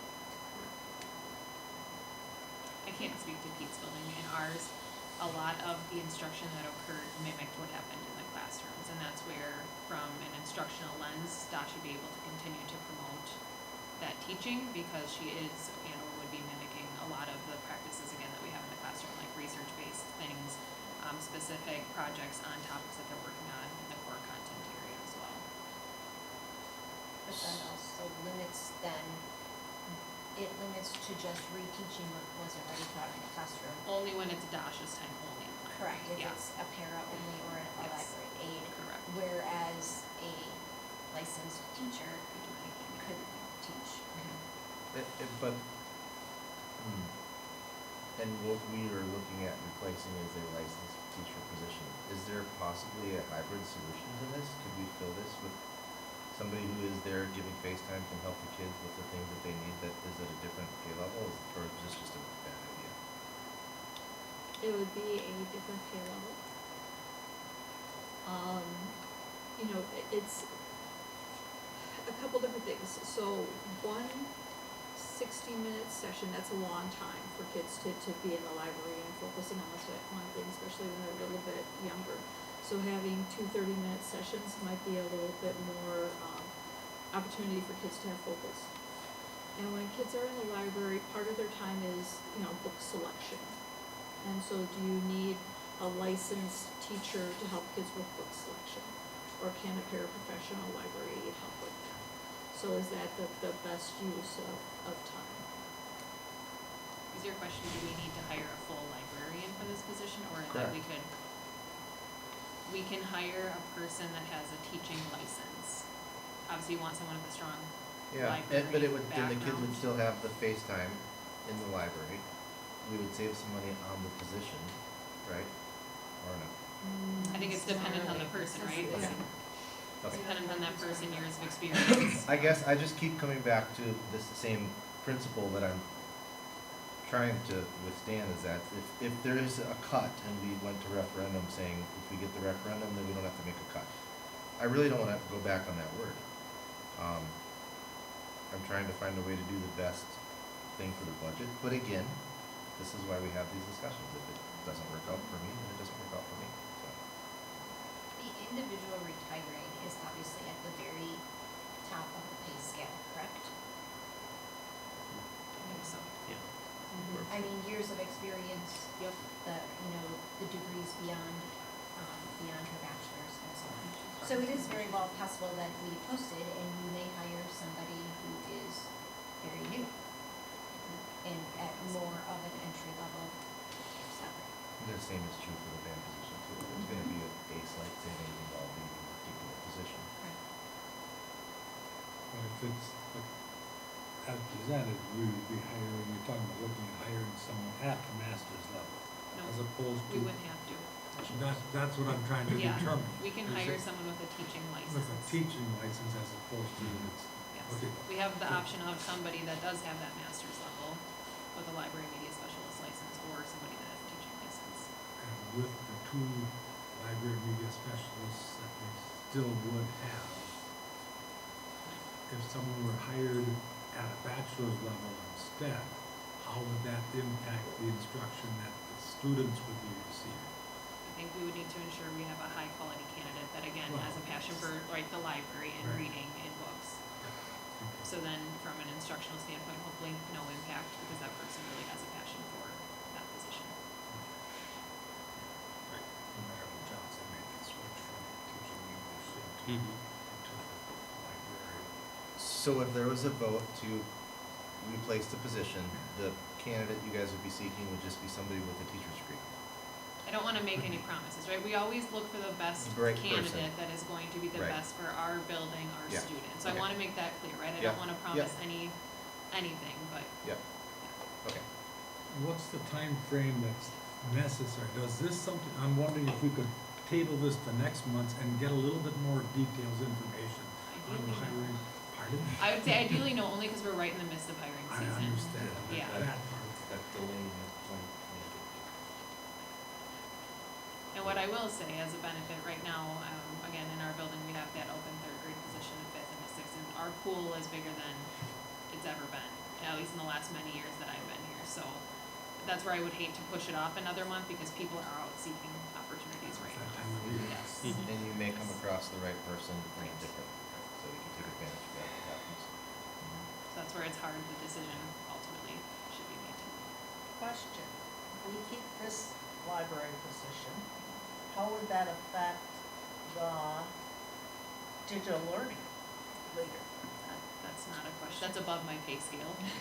Mike and Joellen? So one of the issues that we have is because we reduced a full-time technology person because we were outsourcing technology as well, because of their skill level when we're outsourcing. So currently we have teachers who are supporting the digital learning team, but we don't really have a head person who's heading it up from that standpoint. So if you were to add that, we're looking at it, if you reduce that position, we would look to take some of that financial money to add someone on our staff that could lead that group, that has that passion for the digital learning committee. But the digital learning person is gonna be a position for 120 summer hours and that's it? And, yes. It's outside of the school day, not necessarily. So they run a within the committee that helps of the teachers and the support person. We're currently doing that already with our teachers, but there's no teacher, one of the teacher leaders is running it, but they're not compensated for it. So let's say that the teacher who's a science teacher or a math teacher is like, hey, I have an interest in that. So they apply, and that would just be an extra title for them with an extra salary for that 120 hours. Yes, they would want it. It would be similar to our instructional coaches, which, so I'll use it as an example. Nikki will be running math professional development during the summertime with our grade level teachers. Kyle will be running ELA professional development time. So it makes it easier because there's a person that's dedicated to that and they're compensated for that financial. And those types of things we'll see probably on the May agenda, right, for the approval of the extended hours for summer, correct? If you We do what- extended yes, contracts in May. Okay. yes. This is also an opportunity to give some of our staff leadership experience. Going back to the teaching position, sorry, again, this is the same thing I did in admin today, thoughts just spiraling and then I put them out. But if we were to hire somebody that does not have that librarian background, LMS license, it would be still a heavy lift for Karen and Sarah, as they would have to oversee that person, similar to how they do with BAR, because they are the ones that have to spend the money and allocate funds in different ways and do very specific things per the state requirements. So it's still gonna be a heavy lift regardless of who we hire, as they're going to need to really mentor that person up, but I just wanted to acknowledge that. Does our retiring staff member have that library media specialist? No, she has a teaching license. I believe she was 6 grade ELA before. Yes, she was also, yes. Board members, are there any questions? If not, I guess we're asking for a motion to approve this position, that is how it is stated. Okay, I have a question, going to this and the previous one. Because of possibility of referendum and not passing, I mean, it's been that way lately, how would these people be hired? Would they get a regular contract or a one-year contract? Because if they get a one-year contract, or a regular contract, and the referendum doesn't go through, you know there's going to be cuts made. And if they have a regular contract, they then get unemployment. So we would be paying them for not teaching. So would we be giving them a 1 year? I don't think it's, even though we have a little bit bigger pool of instructors than we have in previous years, if people have an opportunity to get a regular contract versus a 1 year, they're gonna take that. And I think the better candidates would do that. Any other board member? Are we ready to vote? I guess I'm gonna be looking for a motion then, as it stated, to approve this full-time position. Is there a motion? I'll make that motion. Okay, we have a motion by Ron. Is there a second? I second. Okay, we have a second by Jenny. Other discussion before we vote? I think that, Linda, to your point, which is a really good point, I agree with Joellen that it may be tough to find the right candidate offering a 1 year contract, but I also think that between now and then, there will be retirements. So it would be not necessarily a matter of putting this person on unemployment, but there would be other reshuffling discussions if that happened. Just like this exact same scenario in Vantager, My question, or I'm looking for clarification, if this were to be approved, are we going to make certain that it is going to be something at the bachelor's level, or is it that you're also looking up at the master's level? Because there's a huge difference there also. The person who's retiring is with the bachelor's level. Are you looking to replace them with a comparable licensure? I think that's hard to answer. if It makes somebody, it hard for me to vote somebody yes. brought this up prior, and my explanation was that we're always gonna hire the best candidate, the best person that's going to meet the needs of our building and our students. So it's hard for me to openly say, yes, a bachelor's degree, a master's degree. I'm always, trying to be mindful of who we're taking in. I understand that, but at the same time, I've said it before, you love hiring rock stars, but not everyone is a rock star. They have to work their way up to that. And if you hire someone that has the potential to be a rock star, I'd much rather see us develop some of those rock stars with the leadership teams that we have. And so I would be concerned if you're saying you may be looking to hire someone at the master's level. I think Dave brings a really good point. For me, it's a stretch to go from saying we don't have to replace this to, yeah, we might have to hire a bachelor, a master's position. I mean, Well, and there's that's an where I feel like I would opportunity. need guidance from Joellen, right, on what she's thinking. And When what I we think- have always done is Well, the not just best it. person, because we don't know the pool of candidates we're gonna get. And I guess I'd So like to to say make, that we aren't gonna hire anybody with a master's degree, I think that's, that isn't reasonable. I think that we always hire the best candidate that we have, and the best candidate, it may be somebody with a master's, but with the team that they're gonna be working with, maybe somebody with a bachelor's is a better fit for the team. Maybe it's a better fit for the culture of the building. It's not, we don't always just look at the actual degree. We had a situation last year with a sixth grade team where we hired one person that was more veteran and had a master's, and somebody that was new, because we knew that they'd have to be working together, and if we put two brand new teachers together, the learning curve, was not gonna be nearly as smooth as if we had somebody that was coming in that had some years of experience along with somebody new. And then also we were looking at the fit of that team with the other person that was gonna be part of that team as well.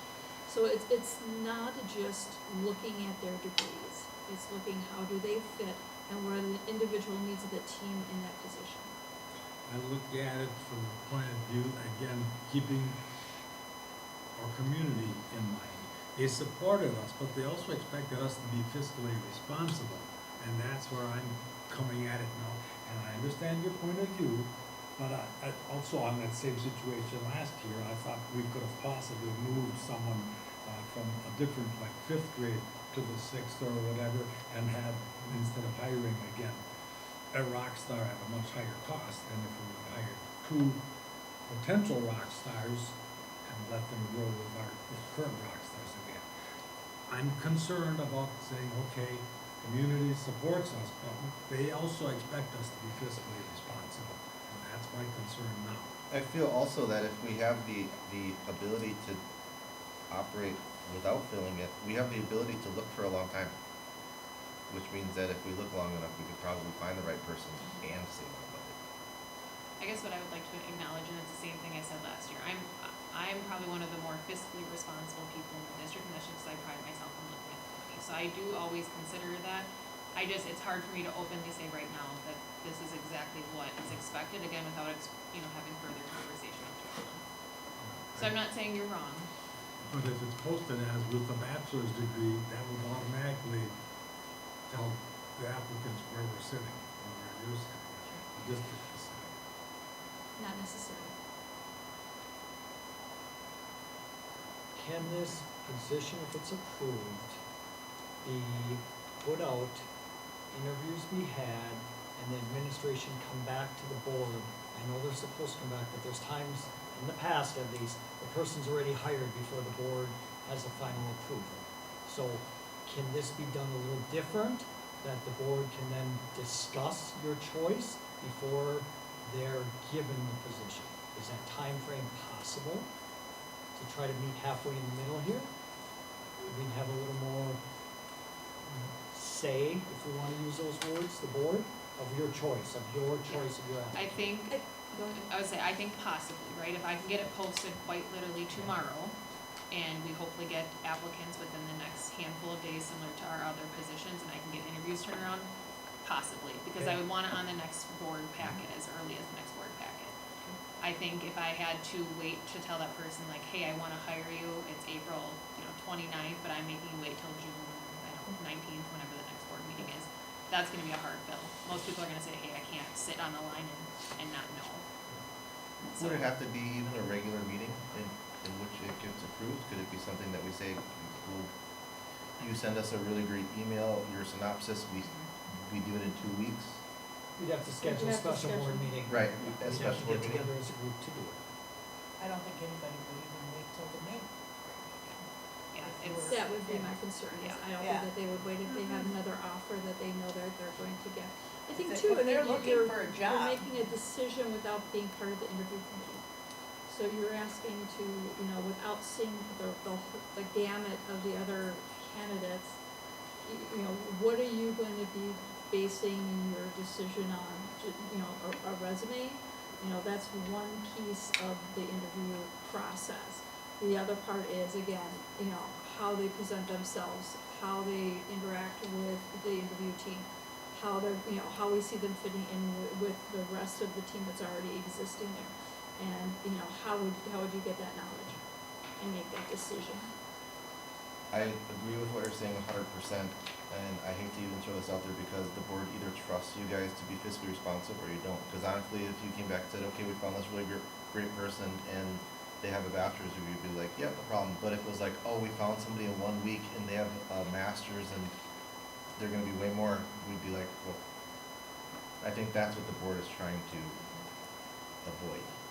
So realistically, Heather, if you could have this posted tomorrow, which is April 28th, when would you have interviews?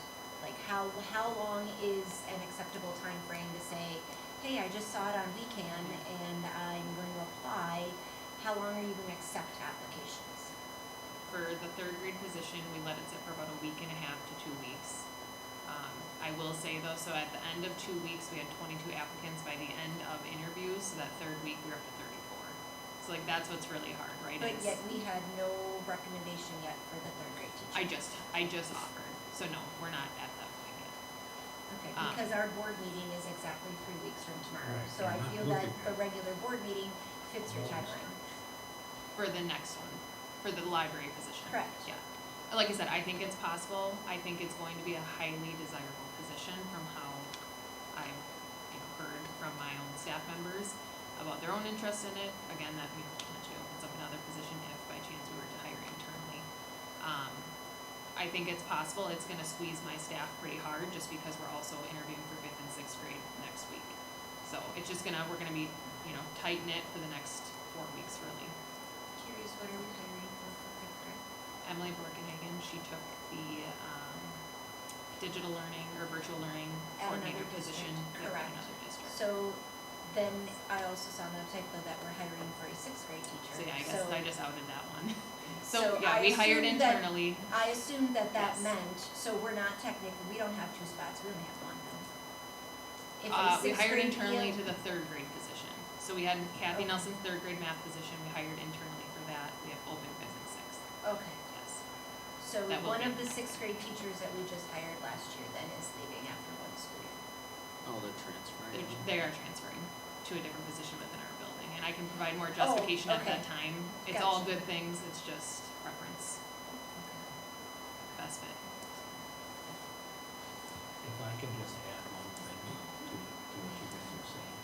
So if I look at the salary schedule, it's approximately, if you have the same number of years of experience from a bachelor's with no extra credits, all the way over to a master's, it's about $3,000. It's not I guess what I'm getting at is, in that case, if it's the same number of years experience, it's not a massive number. That's a really good piece of information. Just something to consider. No, but generally, people with masters aren't coming with 0 years of experience. Well, and I'm looking down, Generally. at, wherever you land, years experience wise, if you go across to the master's column, it's about from the very beginning of the salary schedule, it's about $3,000. By the time you get down to the bottom, it's about $4,000. So, just something to consider. Other discussion, otherwise we have a motion and we have a second. Are we ready to vote if there's no discussion? What was the motion again? To hire. The motion was to hire Linda, to put it out Okay. there and hire that position as it's listed.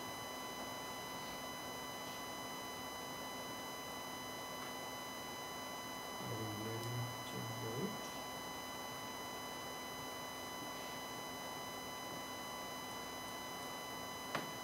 You wanna do a roll call, you wanna do all in favor? Roll call, okay, Linda? No.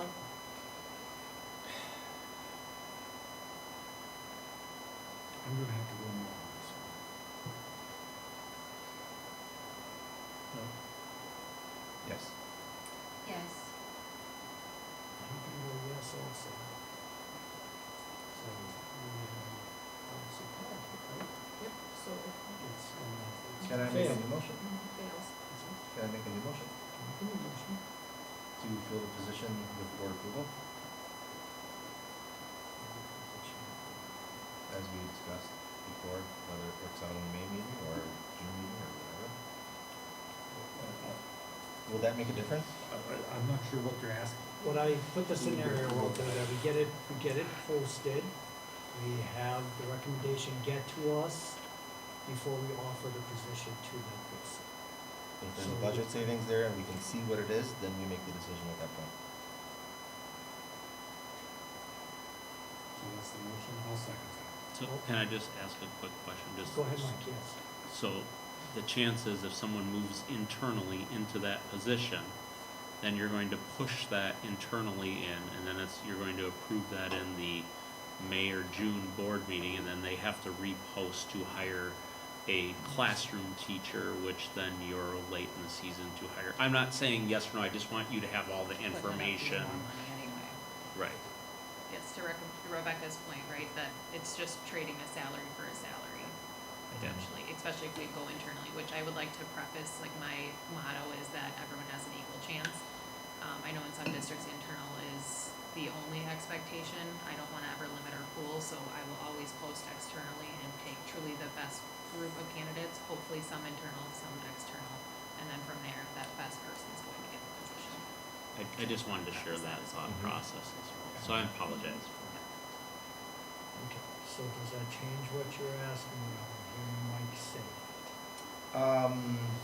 It does not for me. It does not change for you, okay? Dave, does it change your second into the motion that Robin No, I did? anticipated that was gonna be the ultimate outcome, so, in that scenario. All right, so let me rephrase, I believe what Robin is saying in his motion, that we will, if it passes, will approve to hire this person. Then you need to get to the next board meeting with that person before you offer it to them, and let the full board decide at that point if we want to offer that position. Is that correct? Robin, is that what That's you're correct. envisioning, and Dave? I would agree, if it were a true time crunch, I also believe we could have an extra special, an extraordinary meeting. Moving forward. If it came down to it, if need be, at least the all members You will. can, Okay. you want to do it? Okay. You can make that. Yeah, I'm okay with that too. I think that would just be done in 2 weeks. Okay, well, we have a motion by Robin, second by Dave.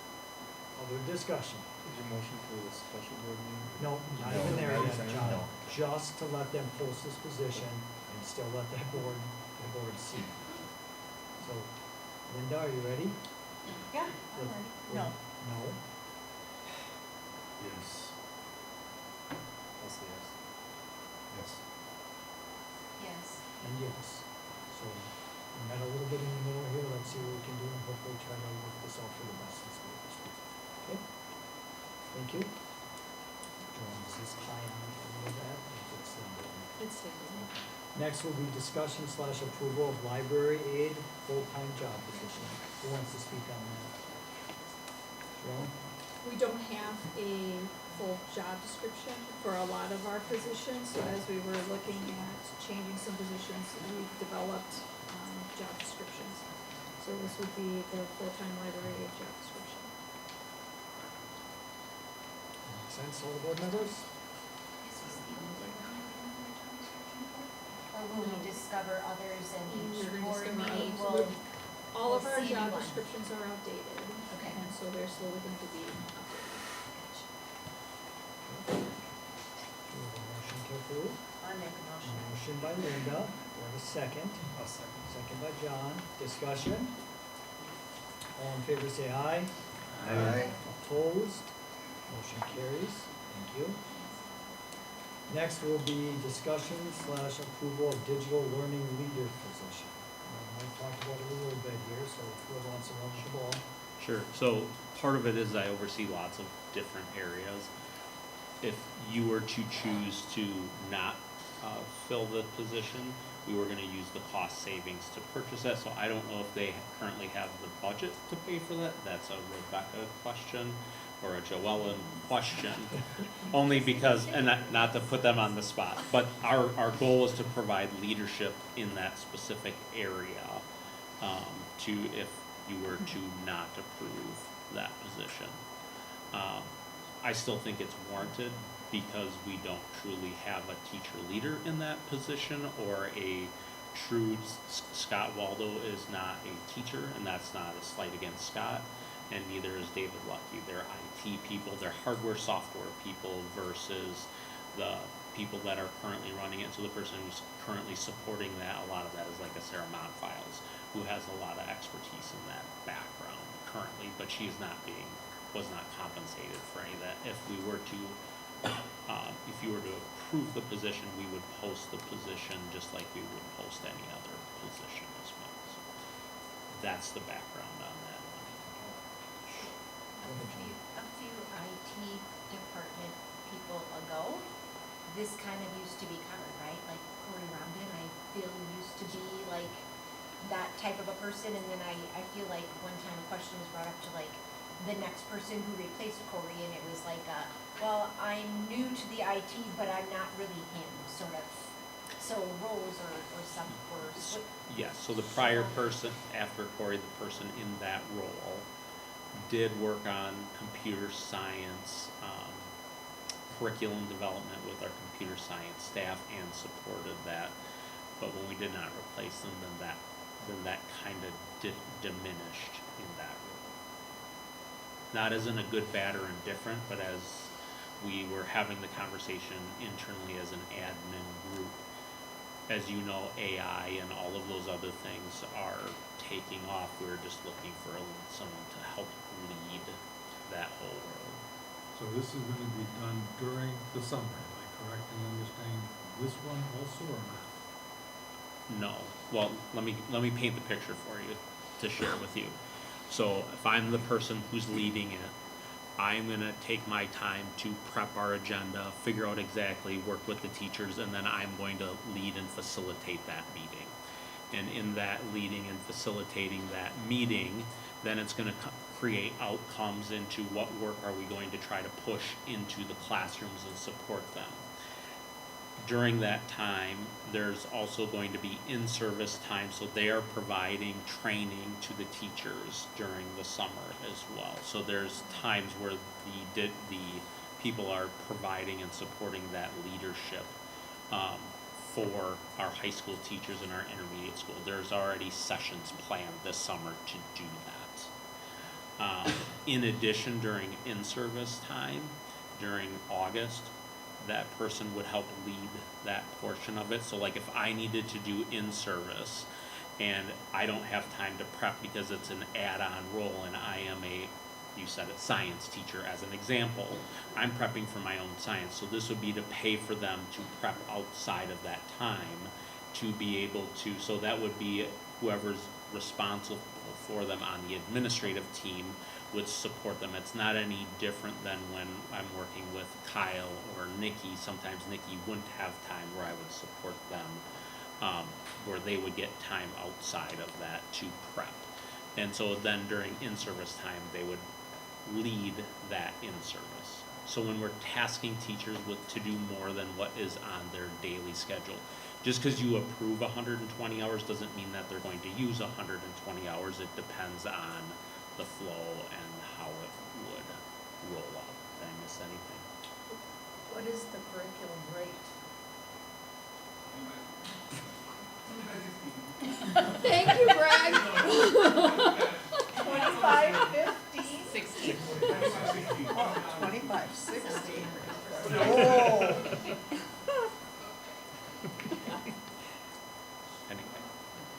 Does that answer all your? It does. My question's gonna be, Mike, this sort of, could this go on with the previous motion that we just did and sort of decide them together, cause that might make a difference? I mean, we're gonna probably be talking about this next meeting, so we talked So, about if we approve, you said you were gonna use money from the Yeah. other one to pay for this.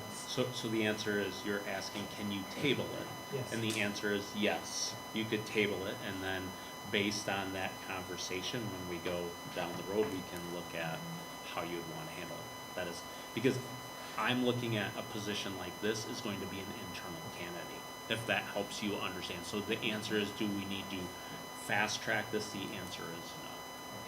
Is that helpful? That answers my Sorry. question exactly, Mike. You're basically looking to have somebody go in place by summer. The training will happen no matter what.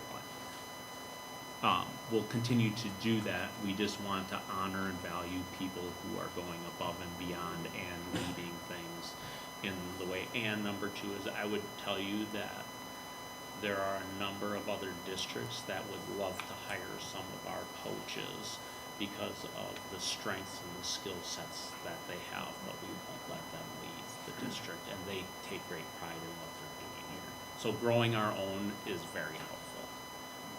And maybe the summer school coordinator. Right, hearing that board, what direction do you want to go with this? You heard Mike's answer, could it be tabled until we know our direction on the other position? I would make a motion to table. Okay, a motion by Dave, do I have a second? I would second that. Okay, second by Robin, any other discussion? Not all in favor to table this for now, say aye. Aye. Opposed, motion carries, thank you. I would assume that next one is going to feed off of that. Sorry. The job description. Job Or- description. It's up to you. Make a motion to table that. Okay, Oh. we'll keep them together then, wouldn't that make sense?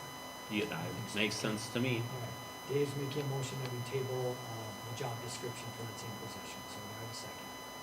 Second. Second by Robin, discussion, all in favor say aye. Aye. Opposed, motion carries, thank you. Next, we're looking, discussion / approval of 2026-2027 school meal pricing. Ron or Rebecca, who wants to go with that? Anything to add to it? She didn't share it with me. Alright. You know what? I only know the increase, but she didn't. But the increases are because of the increase in Yeah. food prices. I guess that's about it. As you all know, in grocery stores, food prices are increasing, schools aren't any different. So it is a 15% increase on lunches and then a 5% increase, or 5-cent increase on, milk. I will make a motion.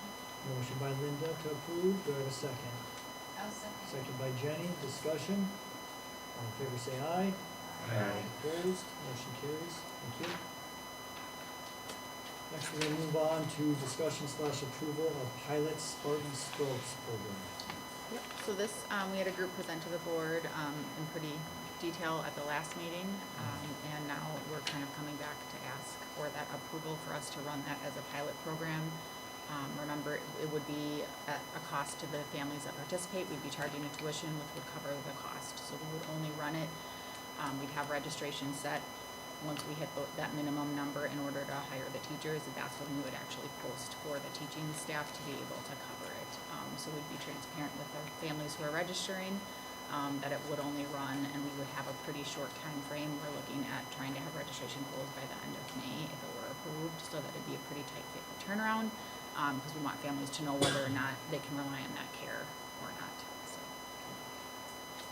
And this is staffed by current staff members doing this as an extra thing, not paid? Nope, we would be posting, for positions to cover it.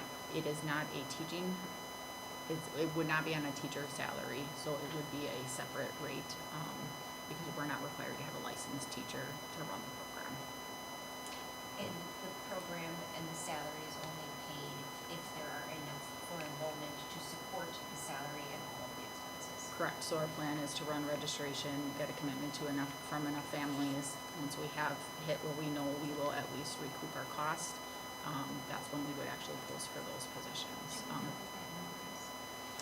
I do have it all figured, yeah, I have it figured out, it's roughly 28 spots. So it's possible, if approved, we pilot it for 1 year, say it's a huge success, we have enough interest for year 2, great. But according to this projection, just out of a random survey, it may be like, oh, a no-go on year 3. Correct, and if you remember, the people who were surveyed are more so, we had more surveys go out to people that already have that age children, which is why I think as the years tapered on, we weren't necessarily hitting that population in the survey. Your 3 kids are just about right. So, yep, it's a long way away. So, when I read it, I'm looking at total cost $94,000 approximately. Correct. But based on what your projection for the enrollment is, that 94,000 would be covered, and did I read that correctly, or? Correctly, correct, yep, so we would only run it if we have that. We also recently had the idea that if we can find, rather than doing a full-time teacher that would have, benefits, we could also break it up into possibly 2 part-time teachers, which would also lessen the cost. So depending on what we can find, that might be a possibility as well for the program, so. So if it's a full-time person, we have to offer them benefits. Correct, and I then calculated But the that. expense of those benefits are still calculated into That is all calculated the into that individual. cost. So it would be self-sufficient. The tuition will cover the cost of the personnel to run it. So the early learning 3K as just an example, if I were to have a student that I wanted to put in the program for 3K, it's going to cost me for the year $1,430. Correct. Okay, and our parochial schools, their 3K program is like $4,900. And this is it's not full-time care, which is also part of that difference, so it's a 2-day program for our 3s. So we're trying to be very intentional about creating a learning space that is developmentally appropriate. We're not looking to cover daycare and full child care. This is really a learning opportunity, a stepping stone into that 4K to get a little bit of that school experience. So this would not be child care, it would be a learning experience for those families. Mr. James, for motion? I'll make a motion. Motion by Linda, for the second. Second. Second by Robin. Discussion? All in favor? Aye. Do have still a concern about how this, I'm not sure how this would not have a negative impact on the daycare facilities that are around. I'm just looking for clarification. So again, like for a 3-year-old, we're looking at 2 days, either a morning or an afternoon spot. So it's not, so if they need care outside, if they need all-day care, our program would not provide all-day care. Our program also fits within the school day, so we don't offer before school or after school care. So One those thing that- families that are seeking that. If I may offer, Dave, with full-time daycare also, it's a full-time commitment. You can't choose, I'm gonna send my kids 2 days a week. So this is gonna be in addition to what their kids are doing. Our local daycares are still gonna get what they're getting. They're just gonna have less cost because some of those kids aren't there for a few hours, 2 days out of the week. But they can't pull their kids out of that daycare to send them here because they'll lose their full-time position. And that's even if these students have a full-time spot. I mean, it's Right. my understanding right now that there's wait lists at the 2 local daycares. We were working with families that reported being on a wait list at some of the daycares. We also are not the transportation is on the families as well, so that's another piece that the families would have to be able to transport. So I think it could be a nice situation, for example, to have families where maybe grandparents are watching them and 2 days a week, they have a place to go to kind of have that learning experience, for example. Teachers who don't want full-time during the summer, but this could be a great way for their kids to get away from the parents and work for somebody else. Because it would be that calendar, following the school calendar year. And this would be placed, for instance, if someone has special needs, and right now someone from the district goes to the home So and does some site work there, and then they also come to the school, from what I understand, sometimes. With this be in place of that program then, or? Potentially for some kids. So it's not gonna replace all of our travel and servicing kids in the home, because for a lot of kids, that's a really great fit. But yes, there are some situations where I think the kids could benefit from being around peer models and being in a school setting. So we would have a few dedicated spots to be able to service students and meet their IEP needs within that program. Appreciate it. Anything else, Dave, you want to ask, or does that answer your question? That's answered. All right, so we have a motion, we have a second. Linda already voted yes. Yes. Okay. Yes. Yes. Yes. And yes. Okay, motion carries.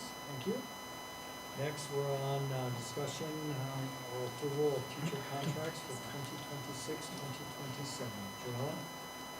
This is something we do annually because we have statutory guidelines and deadlines to offer teacher contracts. We do this without any change in their salaries for next year. We'll meet later, when those get approved, we issue addendum contracts.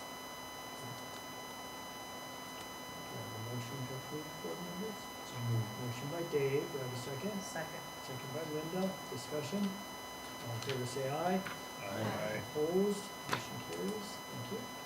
Next is discussion and approval for school board meeting schedule for 2026-2027.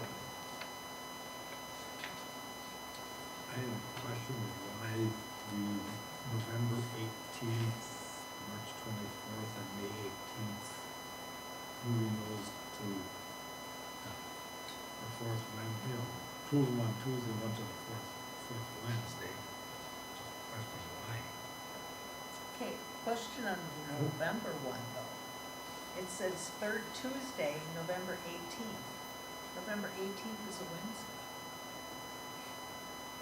I feel that we encountered that last year too. Like, I feel like one year we moved it to a Tuesday, and maybe that's why we stuck with the format of, hey, it's the third Tuesday, but then the number-wise, when you looked at the calendar, was actually the Wednesday date.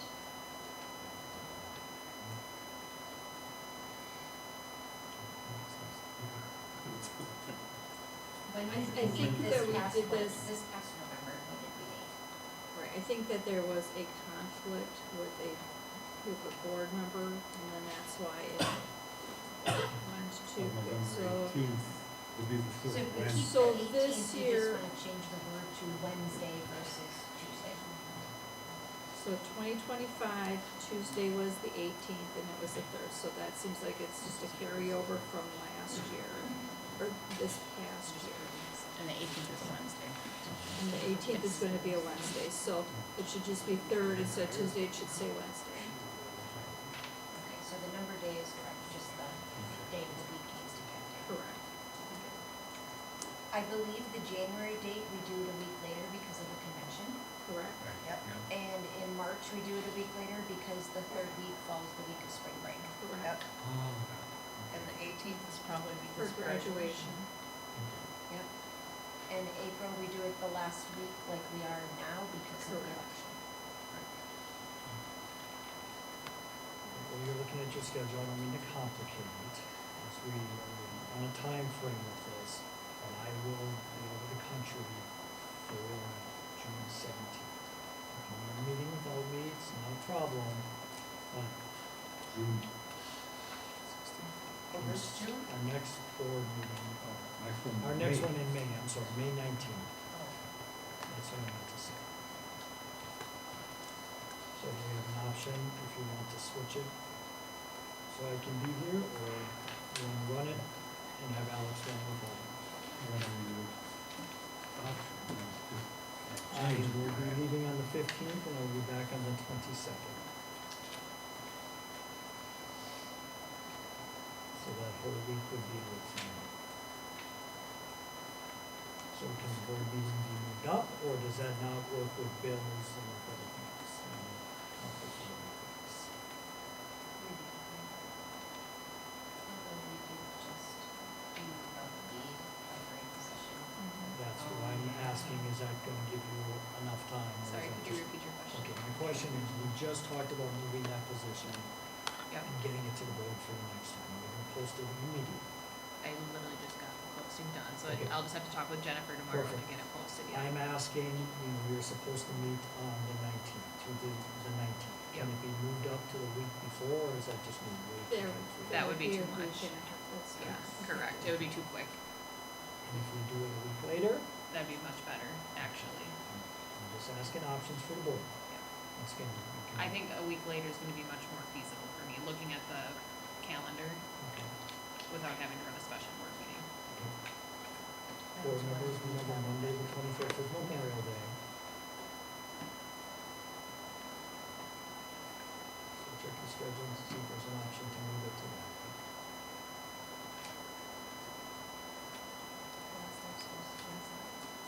Yeah, sorry. I'm Twenty-eighth is the last day. Thursday. I have commitments 27th and 28th. Free on the 26th, Linda? The 26th is the day after Memorial Day. Mm-hmm. It's okay for me. Other board members?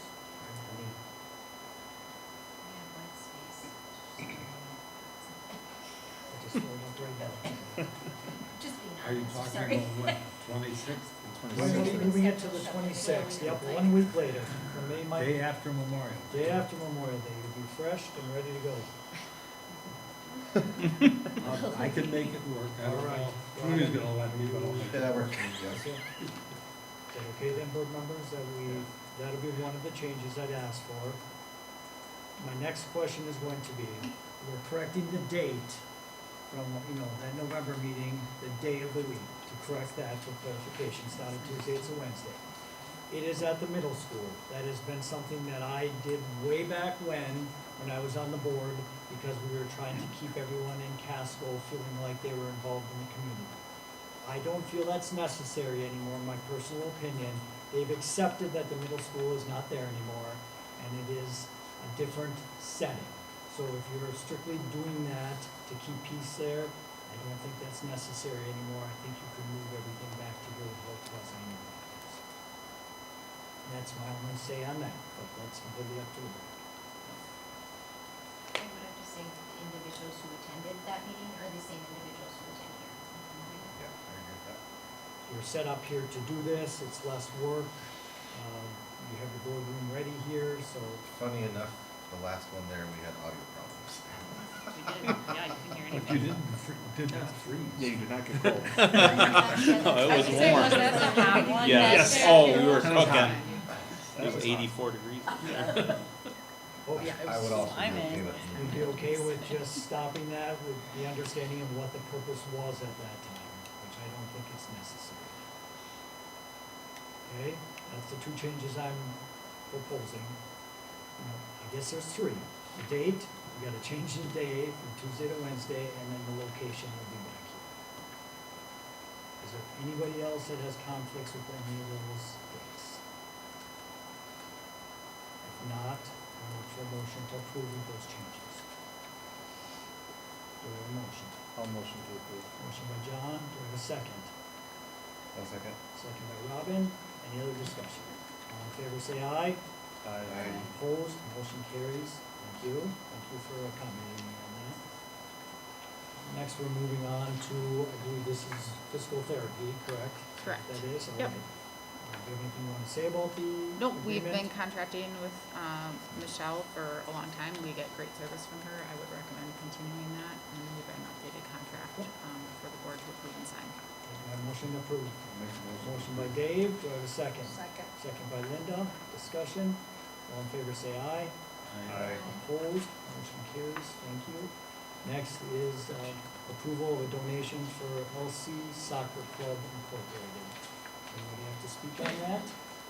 It's a donation, so one doesn't say no. I'll make a motion. Motion by Linda, second. I'll second. Second by Jenny, discussion. All in favor say aye.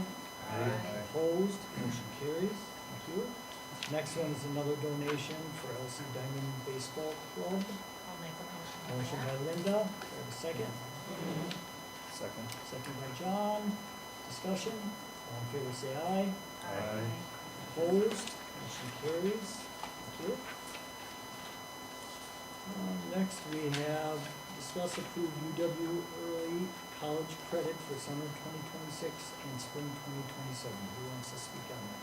Continuing planning for next year, so one student looking to take class at GB in the summer, and then another one looking to take a class in the spring at GB as well. I'll make a motion. Motion by Linda, wait a second. I'll second. Second by Jenny, discussion. All in favor say aye. Opposed, motion carries. Thank you. Next is discuss/approve additional summer school classes. You're confused, the freaking rate is 25.60. Summer school went live, we had 33 students that were on the wait list. And that's the reason why we went back to the community and asked, I did a few questions through what's been in the past, and I got 2 more additional people in yellow on your sheet that would offer to take it. So of the 33 kids, 32 of them signed up for the new course. So they basically have 2 to 2 years until we have positions in the meantime. So it's for the Washington until we were ready for 2 years higher. Sounds good. Thank you. Do I have a motion to approve? I'll make a motion. Motion by Linda, second. I'll second. Second by Jenny, discussion. All in favor say aye. Opposed, motion carries. Next, discuss/approve homeschooled out-of-school district student to participate and to take classes for a youth apprenticeship program. Mike, anything else to say about that, or do you want? This is the same student. Yeah, that so got approval last time. because they're outside the district, they have to seek approval to be a part of it. We've always allowed students into the district if we have room in our classes. That's how I would word it in your motion. Okay. And I will make a motion. Linda's making that motion just the way we stated. Do I I'll have a second it. Second by John, discussion. All in favor say aye. Opposed, motion carries. Next is discuss/approve new phone system district-wide. Is it Scott? Yes. Perfect timing. Oh, beautiful timing. Yes, I'm here to request a replacement of our phone system. Excuse me, our current phone system, the support for it ends this summer, which means we can't get it, we won't be able to get in replacement parts for it, replacement switches for it, and no longer get security updates. So we know in this day and age, security updates are extremely important, so without those, it becomes a vulnerability. And the second biggest reason is over the last year, I want to say about 4, 5, 6 times, we've had our phone system down due to fiber cuts outside of our control. But obviously when our phone system is down, we can't call out, they can't call in, right? So obviously that's an annoyance for the parents, but if there's an emergency, I mean, obviously somebody can grab a cell phone, call 911, but that's still a huge safety issue. So the platform I'm suggesting is the Rhyme Elevate Unified Communications. Through Rhyme, the same company we have our copiers through. It's a cloud-based system. So what each staff member would get would be a desk phone, a physical desk phone. They'd also have a soft phone on their computer and also have an app on their smartphone that will allow them to make phone calls from their personal phone but look like it's coming from the school, so they're not giving out their personal phone number. So again, that would go over our internet connection. We know, no connection is 100%. That can go down too, just as I said that, I jinxed myself. But if that would happen, at least we can make phone calls and receive phone calls through that app on the cell phones. So we want to get off those physical phone lines onto the internet. A few of the features, it's got enhanced 911 calling. Like right now, if we call 911, if we call from the intermediate, it looks like it's coming from the high school because all the calls are routed to the high school. With this system, it'll tell them not only what building it's coming from, but the actual classroom it's coming from. So a little heads up on that. We can record, all phone calls will be recorded and held for 30 days. If there's some sort of dispute, we can go back to those phone calls and check that out. We can text parents can text us. Direct phone line for each, phone number for each staff member. So if I want to call Jenny directly, she's got her own number. So I can bypass a lot of attendant when I have to. As a parent, I don't have to hustle all that. You can set where your phone calls come in, so it can ring your desk phone, your computer, your app, all three, tools, whatever, you set that all up. Voicemail transcription and email notifications, so you'll get an email, that you got a call, here's the voicemail, AI has it written out for you. Integrates with Google Calendar, and he's got built-in virtual memory capability, meeting capability, I should say, so we can do virtual meetings through it. It has eFax, so we get rid of all our fax lines, and it's a secure HIPAA compliant online portal that you go to get your faxes, send faxes. You can set it to holiday mode, stuff like that. So, I mean, our current system right now, we can send calls, we can receive calls, we can get voicemail. That's it. So this is cloud-based, is what it's modern, it's what everybody's going to, getting off of this one. So the cost for this one is a one-time cost of $9,098.74. That includes implementation, training of Dave and myself how to use the system, and then integration with our PA systems. And then the monthly cost is $3,276.54. So every month we'd be paying that. Right now, for our phone service, we're paying between $3,000 and $3,200 a month for our phone service. Those lines would go away, and it all just goes on the internet. Now, we would have to keep the analog lines in the elevators. We have to have those in there. And right now, the one fire panel in Casco has two analog lines running to it, so that when there's a fire, it calls Johnson Control, who's monitoring it, and they do whatever they do. For a one-time fee of $875, we can get that on a different system that gets those analog lines out of there, and just is included in the Johnson Control monitoring that we're paying. So we go down to just $200. We did get other bids. We got one from Camera Corner Connecting Point. That one was $132,959, and that is basically a one-up swap of what we have now. It gives us no extra capabilities than what we have. And then we also got one from Brightspeed. Theirs is also a cloud-based option, our solution. Theirs is a one-time payment of $48,482.44. For them, we're buying the phones. Ryan is giving us the desktop phones. Ryan is giving us the phones.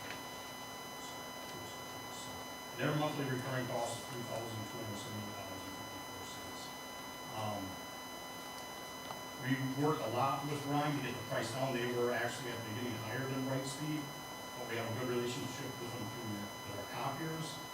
And I know, and I've said this to Joellen and Rebecca while we were working on this, their support for our copies is amazing. We call them, somebody's there.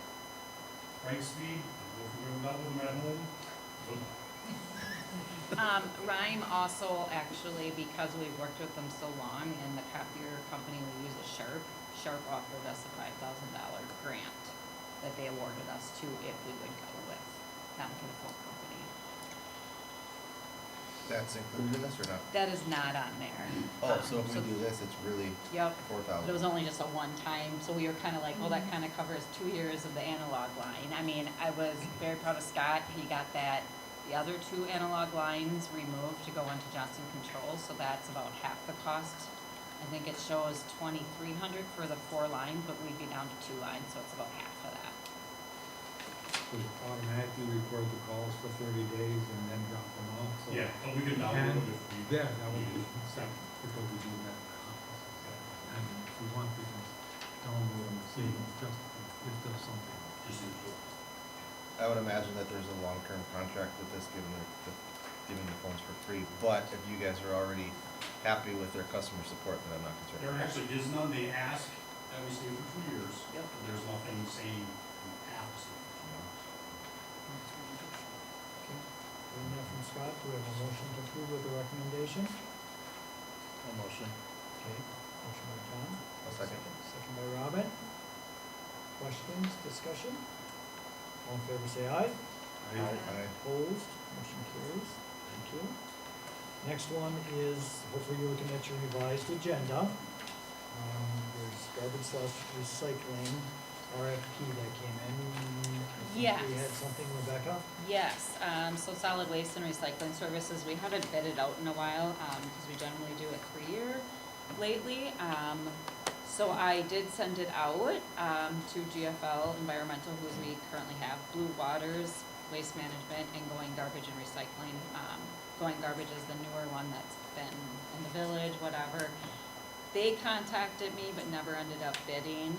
And then Blue Waters, you can see their 3 years, and then GFL, and their contract. And I confirmed with GFL, I said, is that rate the same for all 3 years? Because they just send the one contract, which is in the packet. She confirmed that, yes, it stays that way all 3 years. So they've been very competitive though.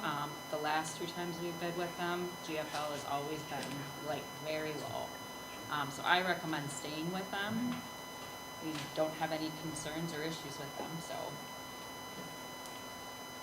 Rebecca's explanation, do we have a motion to approve? I'll make that motion. Motion by Linda, second. Second. Second by Robin, discussion, all in favor say aye. Aye. Opposed, motion carries. Oh, Colin just got the new bins I didn't get delivered. one. Yes. I didn't get mine. You didn't get yours? Oh, they're It's still outside of delivering County A tomorrow. ran out. Oh. I asked the neighbors, I said, why did everybody else around me get one and I did not? And she said, I didn't get one either, nobody down the south side did. I said, okay. Yeah, they're delivering tomorrow All right, again. I saw him on the way. Next, we're up to our policies. There's many, many pages of them.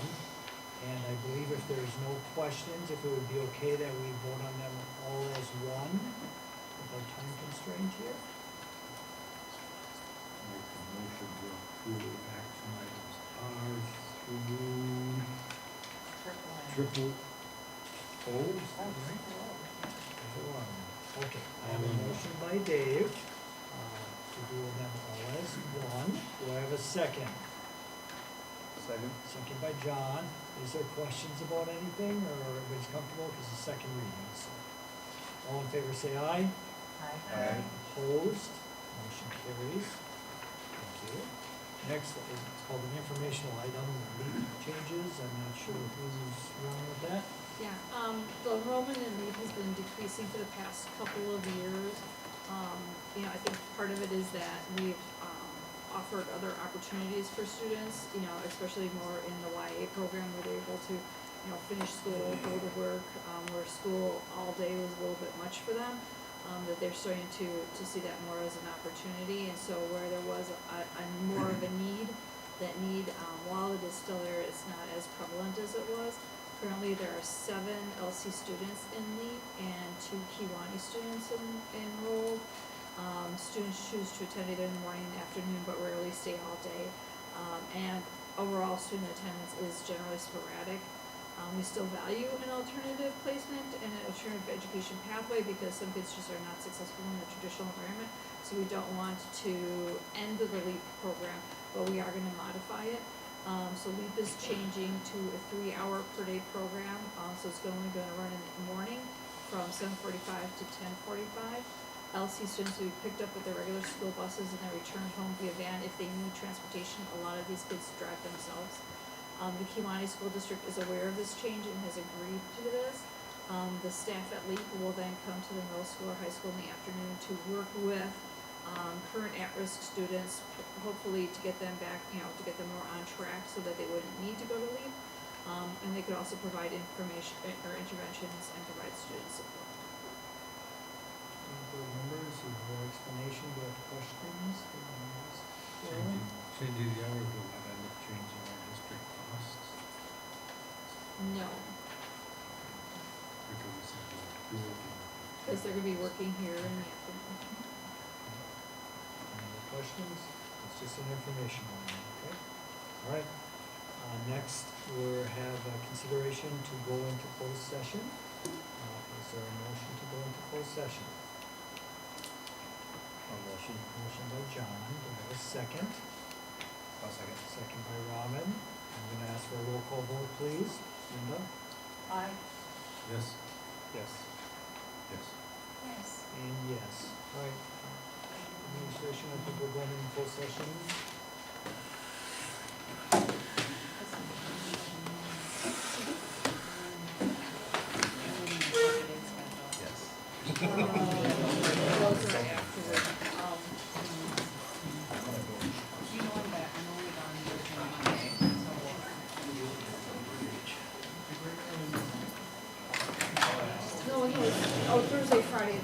like we're using. Yeah. I mean, you have my time off. Yep, I didn't do it, so I'll give it to her. Michelle's contract? I'll give it to, Deb, cause she's the one that did Okay, this. perfect. Yeah. Yeah. We pay 45 cents now, Deb, but 50 cents here. I don't know if that matters for you guys. Good night, everybody. All right, see you I would later. imagine that she was already. Doing it. I'm sure that someone does that. She didn't put that. Yeah. I'm sure that I gets can shut. let her know. Yeah, we'll just, I didn't know what, I was on the spot, trying to call you before you. yeah, But thank no, you. they pay 45 cents now. Okay, I do it every day. okay, I'll talk to Deb. Okay.